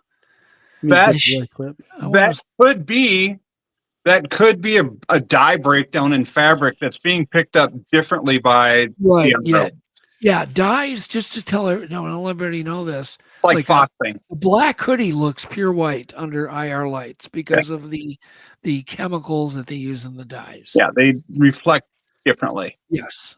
Light. Did you say you had some thermal images? Yes, Logan, can you play the thermal? I can, Matt, or if I send it to you guys, can you pull it up? Yeah, get it to Adam in the email or. I got it sent in an email earlier. I like thermal. I didn't think we'd be dealing with a mystery like this, but Todd, if you could share your screen, you could bring it up quick. I don't know. Okay, no, it's not quick. So nobody emailed it to me. So. Here, let me. If I text it to you, Adam, can you put it up or no? Yes, if you text it to me, I should be able to get it up pretty quick. Yeah, so let me, just for people that joined late or scrolling around on the YouTube video. So we have this camera. It's a bispectrum camera, infrared light, and the other one's a thermal, and it's basically two lenses next to each other, each doing their own kind of job. And this past front of the lens, 8 feet up in the middle of the night, and it's completely unidentifiable other than that very man-made looking seam that looks like the seam on a football. And my theory is, one possible theory is that founded, if it's a Bigfoot, it found a deflated football somewhere, been hanging around with it, and it held it up to the camera and just kind of swung it in front of the camera. I just thought he tore it open and was wearing it on his head. That would be really creepy, Eric. You know how much that picture would be worth? I know, but could you imagine how creepy? The whole thing is just creepy. These are the creepiest images, Logan, I've ever seen. Good job. Yeah, it's weird. Right when I saw him, I called Todd up and was like, "Oh, what the hell is this, Todd? I don't understand." And I've spent hours looking at it, trying to compare it to a bunch of images. I'm trying to compare it to like a bat or a big moth or a I don't big think spider. it's just. I can't figure it out. It could be. There could be some animal we're not thinking about, but the fact it's so tall and there's no branches in front of it, so that rules out any small rodents, flying squirrel. It rules out a lot of animals, right? It has to be something that's either lifting something or something that tall. And it's walking, or it's on a corner of a dog fence right near the house. So it has to walk around this corner purposefully to do that motion across the street. Well, the other part with that looks like a fold or two different colors of fabric or whatever. I think we can all agree it's on purpose. Yeah. Yes. Yeah. Yeah. I think that we can all agree on. We can all agree that's some kind of a weird herringbone stitching. It's like a baseball stitch. I picture some Frankenstein monster with the big stitches in the back of his skull, zombie-like. That's what I've 8 said foot all tall, along. walking around the property. Do they have man bear pig in New York? Yeah, it's the man bear pig. Now this exactly. This is the thermal, guys. This is the footage I just got. Oh God, here we go. It's just It's a once again, it's a bispectral camera. So. Right. So we're sorry, Logan. The thermal lens is a little bit higher, right? Oh. And then it auto zooms in a little bit, so it's not going to Okay. be the same closeness. All right. Well, let's see what we got here. It crosses in front here. There you go. So this is real-time speed, right? Yeah, this is the real-time speed one. Yep. And that added absolutely no information at all. yeah. It doesn't have like a white heat to it though, so. No, it looks cold. That's once again, it supports my deflated football that it held up. Yeah. So I mean, seriously, it shows it maybe an inanimate object that isn't living. Is this set up as white hot or black hot? Probably white hot. Yeah, it's white hot. And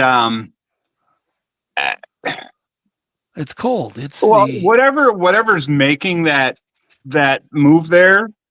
It could easily be fur because fur does not really transmit the heat like you think it would.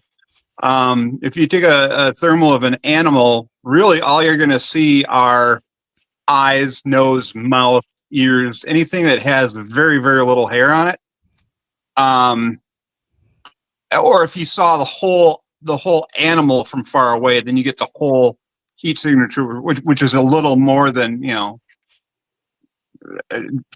normal here. That could be fur. I think by the way, I'll add to that. I studied black bears with thermal cameras many years ago for the BBC. And we had a bear that was hibernating right on top of the thing, and we could actually approach her. But the bear was not losing any heat except in its eyes and its snout. Yep. It was that insulated, the black bear. We couldn't pick up any heat at all, which is... Speaking of which, Doug, you and I still have to go to the zoo. Yes, we do. And we're just going to go there so we can look at the animals and eat popcorn. Catch monkey feces. No, we've got some experiments we want to conduct at the zoo. That's a good question. Could those be staples or maybe some sort of... I don't think they're steel staples. I think that could be the scar from a surgery. It does kind of look like surgical a staple, scar, but it looks exactly like the stitch you would see on the inside of a leather steering wheel cover. Yeah, steering wheel cover. It's an up and down and up and down. Yeah. It's that kind of a stitch, anyhow. Yeah, which it could be leather or it could be a fancy hat. I don't think I think it's human made. Whatever. Right, but that doesn't rule out that a creature's not holding it up in front of the camera to screw with the camera. And that supports the testing the camera theory that Todd has. Really.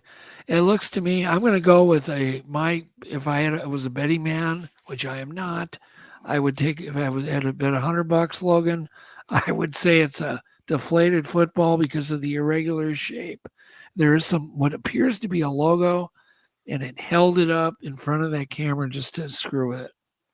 What I would love to see is, so when I intrude on them in their little spaces, so like doing all that filming by the rhododendron and stuff, so I leave these little yellow rubber chickens that squeak, and I'll hang them up and I'll mark on them with the Sharpie time, date, where.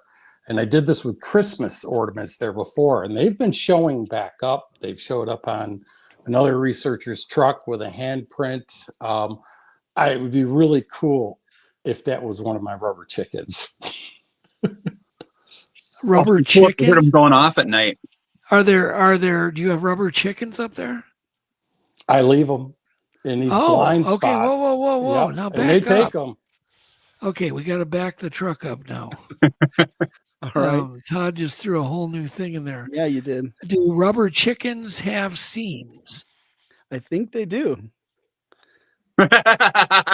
So actually, all right, we're going to get online, Adam. I'm going to try to find a picture of it. Of a rubber chicken. All right, I want to see if there's a seam. There would be. I think those are dipped in latex. Aren't they forms dipped in latex, Eric? Adam, I got to come to you. Yeah, I'm wondering if it's the chicken that has the thing in its throat where you squeeze the chicken and it goes. Ah! Are they the noise-making chickens? What is the seam for? In rubber, if those rubber chickens are latex, they dip them on a form. There wouldn't be any seams on a rubber chicken. But oh my God, this could be it. But hang on, they have to get the form out, so they might have to cut it, and then they could No, the chickens are blow molded. Blow molded. Okay. They're blow molded. Okay. Yeah. With latex? No, it's not latex. It's cheap Chinese rubber. It's not real rubber. Chinese don't. It's vinyl. It's vinyl. Vinyl. It's vinyl. Yeah. PVC. Okay. PVC. Yeah. Okay, but still, this is still really interesting because it's 8 feet up. Rubber chickens didn't fly up there on its own. Yep. Adam, I sent you. Black I sheep. texted you a couple pictures of it. Okay. Yes. It's originally in a mesh bag, and it helps me hang it. But I found just the mesh bag, so they're taking it out of the mesh bag. Okay. And I keep talking, Logan. If you remember that first night, I was saying it looks like it's like follicles, like pores, and I was only joking about the rubber chicken. You know. Well, I can recreate. I have 2 other cameras right beside me, so I can recreate the football and test that idea. Okay, good. So I can do that probably tomorrow night and put it in front of there and see if it looks really similar to it. Because and I'll go ahead and post your results, Logan, up on the show next week. It's still a very interesting mystery. I don't want to spend the whole night on it, but it's fascinating and creepy. But it shows you why you need to subscribe, because you can watch these 24 hours a day. You never know what you're going to see, right? Live. Yeah, and they've only been up for a little bit, and we're getting some interesting heat signatures. We're getting this weird activity, and this is just one side. I have another side up that's about 5 miles as a bird crow or the bird flies, and a wider area and a wider lens, bigger tree line, more water, probably more animals just because of the water. But so I'm trying to see what we can get out of this other side as well. So so far I'm running against the back end parsing and getting a lot of heat. I mean, there's a lot of deer, right? But I'm getting a lot of heat signatures. Some. Have you guys gone camping or stayed out overnight at this location? at all for more than like 2 nights or so. They come right to us. They come right to us. They come right to the rooms, whether I'm in the camper or whatever. So you're there 20. Well, do you live there? No. I visit. I usually come for 3 days. Okay. And I have no interest in laying on the ground and letting one of them peer over me, because they already do in the window, and I've already been so close. And it's no, I don't have any interest in being that close. No. Okay. So for people that joined us late, Eric is in front of a vehicle he built from scratch, closely resembling a Fennec military vehicle. It will be equipped with a whole bunch of different cameras and thermal cameras, and it's so you can go somewhere and stay in there for 3-4 days and never have to leave. Yep. So, but Eric built it with his like nothing. My own 3 hands. His own hands, yeah. And it is an extreme Bigfoot research vehicle. So Logan, how many do you have locations planned right now to add more cameras in other locations? I'm getting some folks reach out to me every now and then. There's a few sites up in the Northwest, maybe hopefully one in Texas, going back up to British Columbia and sticking, I'm definitely going to stick the thermal up there, probably in a directional wise of to where the gifting kind of apple taking gets played up in that area. Probably kind of far away from it, just to not be super intrusive, but I am going to try to point it in that general direction. So I'm hoping like 5 or 6 more streams by the end of the year. It is kind of dependent on people, like, you know. And that's really ambitious, super ambitious. And it will cost a lot of money. So you're going to definitely want to, you know, if you can afford $5 a month, you're going to definitely want to support his efforts. Yeah. I think it's something that, you know, I've talked about doing this forever, but it's just very difficult to not only put the cameras up to find the right place that has signal, but now, of course, we have Starlink. And it's Starlink that's going to allow him to go into really remote areas, right, with solar. And yeah, Adam. I'm working on it. Yeah. So are you planning on doing more of these in really remote areas, or are you sticking to the edges, Logan?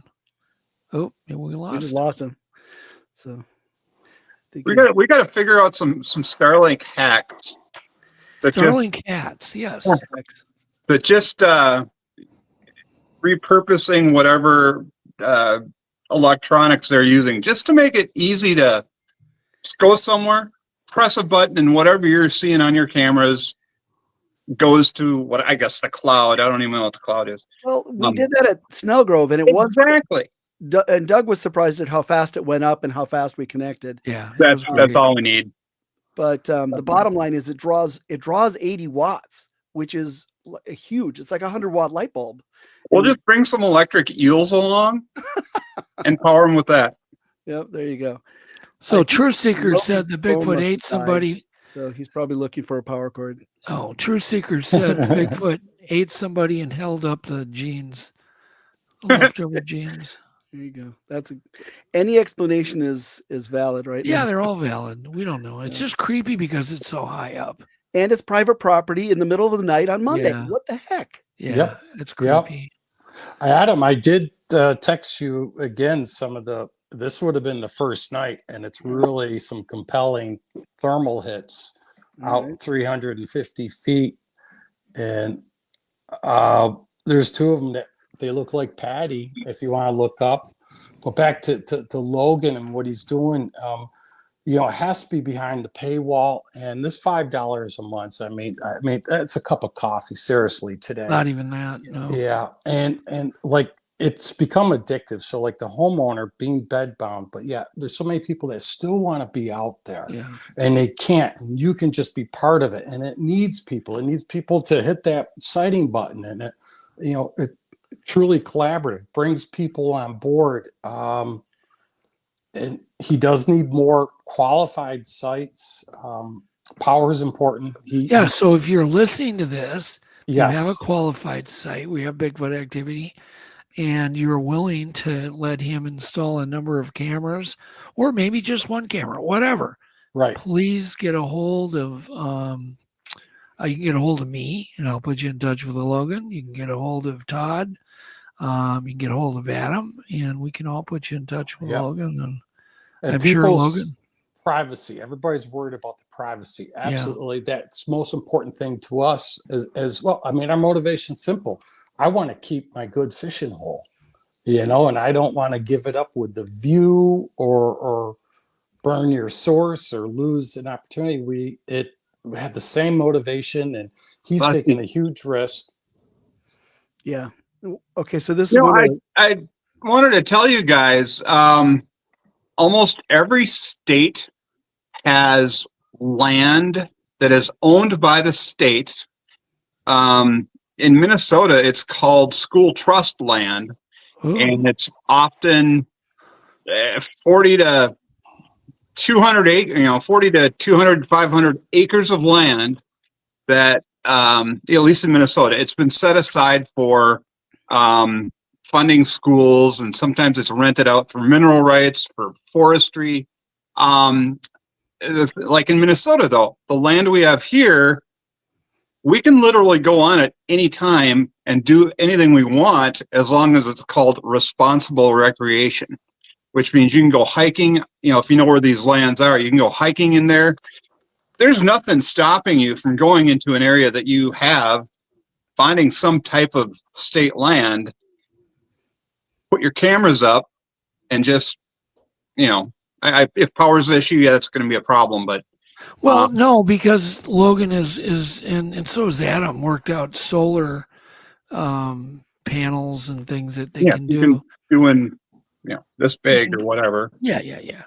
And batteries. But do you want to go ahead and put that in the chat?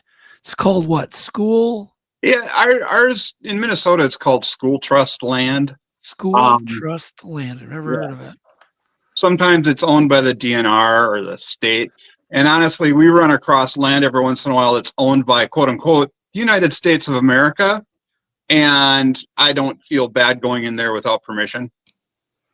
Yeah, without permission. School trust lands literally say in the law that responsible recreation is allowed. Yeah. It's snowmobiling, hiking, probably dirt bike riding. I don't know. Most of it's garbage land in the swamps, but whatever. So Greg Olson says Washington State has AI cameras on state land, keeping an eye out for forest fires. Yeah. So that's pretty cool. Something like that, you could actually ask Washington State, can I feed those through my, site for people to, just you can. Logan can tell people he wants to put up Firewatch cameras. He's doing wildlife surveillance. Yeah. No, it's what he's doing. It's really, if you're really just into the mysteries of nature, watching a camera out in the forest or on the edge of the forest is fascinating. Yeah. Because just the things you see, the weird bugs and all of the creatures, and especially with thermal, the bispectrum camera. I don't think that's ever been done. That's really cool that we got both the thermal and the optical on that last. Yeah. Strange. It is, but it was interesting to say absolutely without a doubt that thing was cold.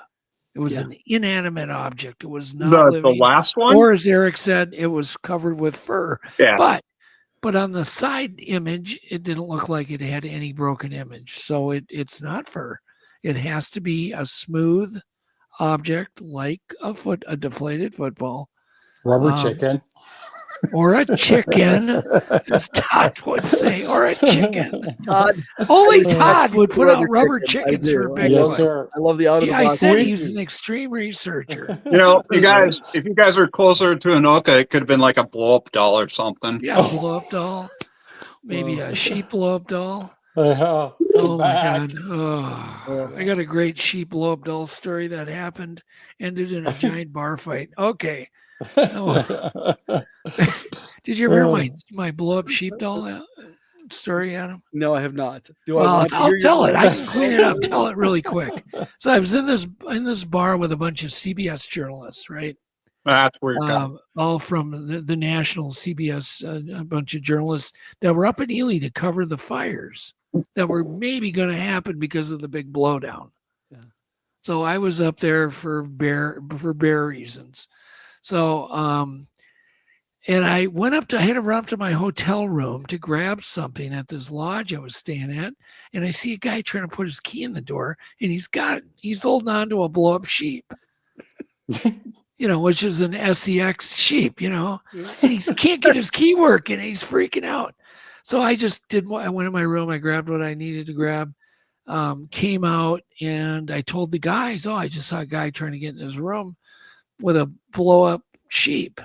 And they're like, yeah, right, Hajicek. Yeah, sure. Yeah, right.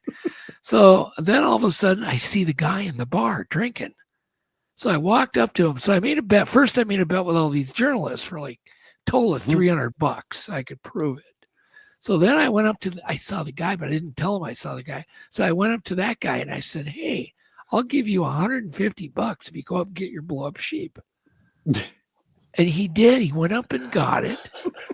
No and we shame. ended up, and I said, and then of course I won the money. So I said, I'll give you $50 if you drink a shot of tequila out of the, you know what. And so he did. And then he started passing it around all over. People are doing shots out of the sheep. And now, because everybody was getting so drunk on the shots, there was a bar fight happened. The whole place got destroyed. And when I left that night, a cop drove me home. It drove me somewhere to get food or something, some cop as a favor. But when I walked out of the hotel, the sheep was on the front counter. So there you go. True story. And Logan comes in and all he hears is this. Oh God, yeah. Well, this is my younger days. Anyhow, that's a true story. The sheep story. But anyhow, but the journalist said, all of them admitted, said, Hajicek will never doubt you again. Right. Yeah, I'm glad you won the bet though. That's I did win the bet, but yeah, I did that old trick where I went over and made more money. Okay, and had fun. Logan, you're back. Yeah, my ISP went down, and anyway, you've got the Bigfoot curse going on. Yeah, you do. Yeah, basically. I work from home. I don't lose the internet. So how did that happen? How do you explain it? I don't know. As far as the internet goes, yeah. I don't know. It's making me angry. I had to go reboot my entire modem. It all went down. That's crazy. The timing of this. Yeah. I was watching, I swear to God, this happened today. I'm watching YouTube. I was looking at some Bigfoot videos, and all of a sudden the air raid sirens went off. It's first Wednesday of the month. Okay, cool. And they're going and whatever. And then all of a sudden my computer and the TV went, but my computer did. I was watching a YouTube video and I'm thinking, well, that's weird. Is it the video? And I'm like, no. And then it's on the TV. It was like they were blasting some kind of a radio signal that was interfering with everything. Huh. Yeah, that's really weird, dude. That was weird. So that happened today too. Never a dull not moment. Have snow like old school TVs. It's never a dull moment. That's weird. Never a dull moment. So Logan, so how are you planning on powering? Have you got the kinks worked out for remote areas?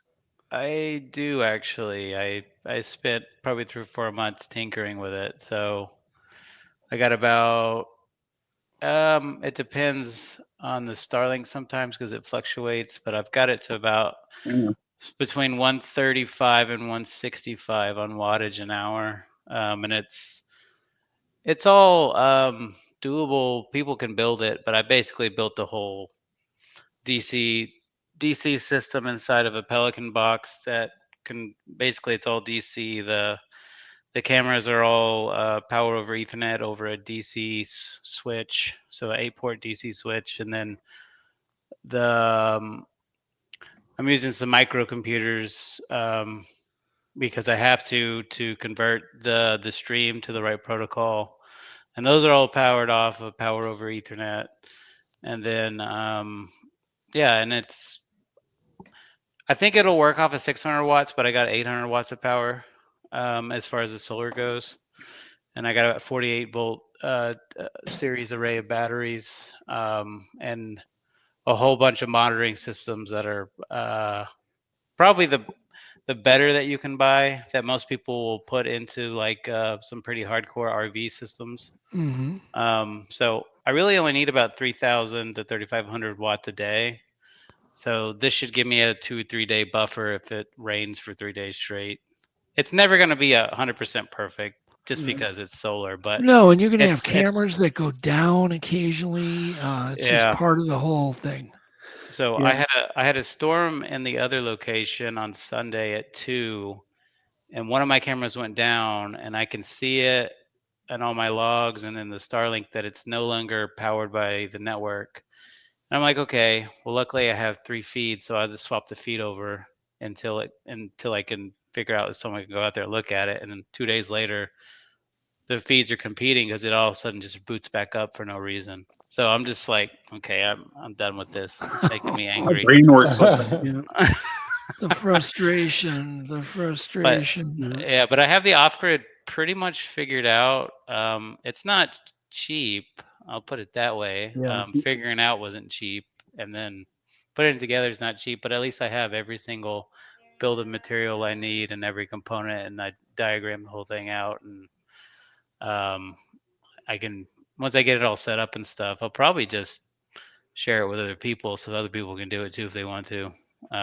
Because it's not like I'm building anything from scratch and doing any kind of fabrication. It's all, stuff you can buy from websites, and I'm just piecing it all together. That's really the way to do it. This is just insanity, actually, but whatever. Oh, it looks cool. It's cool. Okay, how can people get a hold of you, Logan? Somebody just said they have maybe a location for you. And is there a website you can tell us? I'm building the website. I just really been focused on some of the software development more than trying to build a website out. But but is there an email address? Yeah. It's Bigfoot. It's contact@bigfootlivestream.org. And it's right, if you download the app, it's right there on the main landing page. If you download it, livestream.org is your email. Yeah, so contact@bigfootlivestream.org. Adam, can you type that and put it in chat? Working on it now. That'd be awesome. So there you go, Victoria. There is your answer. And Logan would love to hear about new locations. There it is. I'll put it up on our screen. Is that correct, Logan? Yep, that's it. All right. What is that sound I'm hearing now? I don't know. I think that's my son playing the saxophone. That is. That sounds exactly like that. We have been going for 2 hours and 40 minutes. Yeah, we can. Let's wind this up. Yeah. Last word, Eric. This kitty has been enjoying the show for the last there you go. That's all I can tell you. No, that's a great last word. Yeah, no, I've got many ideas from some of the problems it sounds like you guys are having. And then again, I'm glad that I built this because I've got it's got 2 batteries right now, but you add in all the lithium ion stuff that I've been doing, and it'll be. And then I've got the bike too, the thermal bike.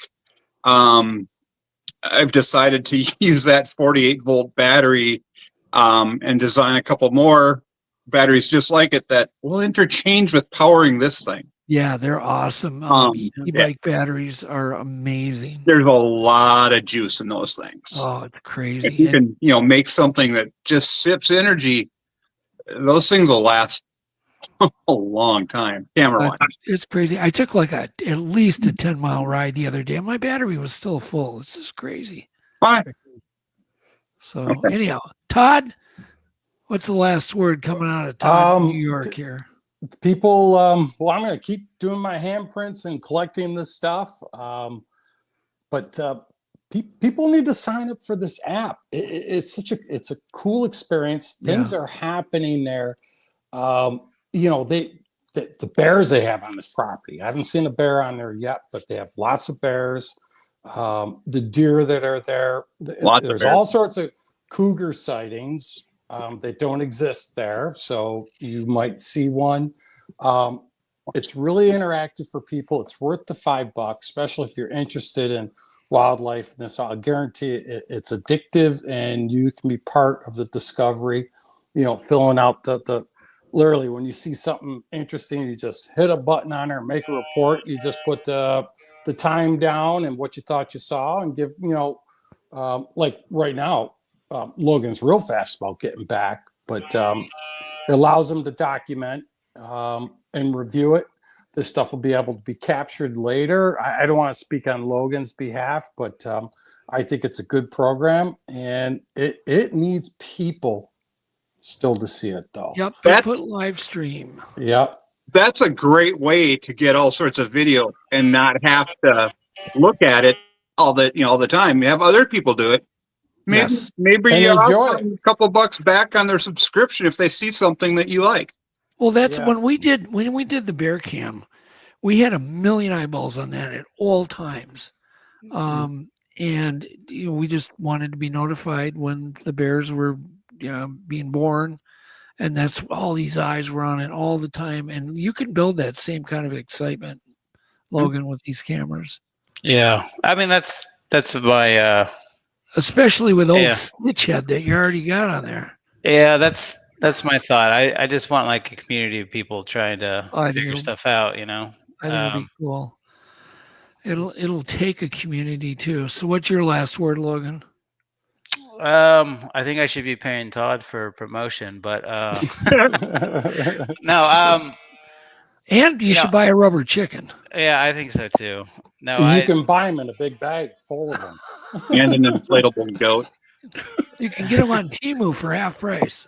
Well, honestly, Doug, without you and Adam and Todd and a handful of other people, I wouldn't have a system up. So I appreciate you guys helping me kind of push it forward a bit. So we appreciate your support. Just thankful for you guys, and I think we'll start collecting a lot of good evidence, and I'm gonna keep pushing forward. So if anybody wants to reach out to me again, you can just download the Bigfoot Livestream app, and you can find my contact info on there. You don't have to subscribe if you don't want to. You can just contact me from there. But I appreciate you guys. It's fun chatting. Yeah, and so thank you to our 3 extreme Bigfoot researchers, and they are extreme. Trust me, you don't know half of it. I'm just curious. So with that, we'll leave you with a little wisdom, and then we're going to come back and say goodnight to y'all. So hang on.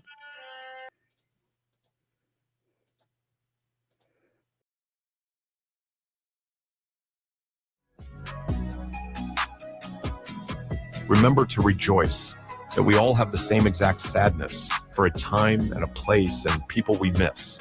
We are all homesick for a special place all of us remember in our lives that simply no longer exists except in our memories. A place that we can never return to. It's something very deep every one of us shares.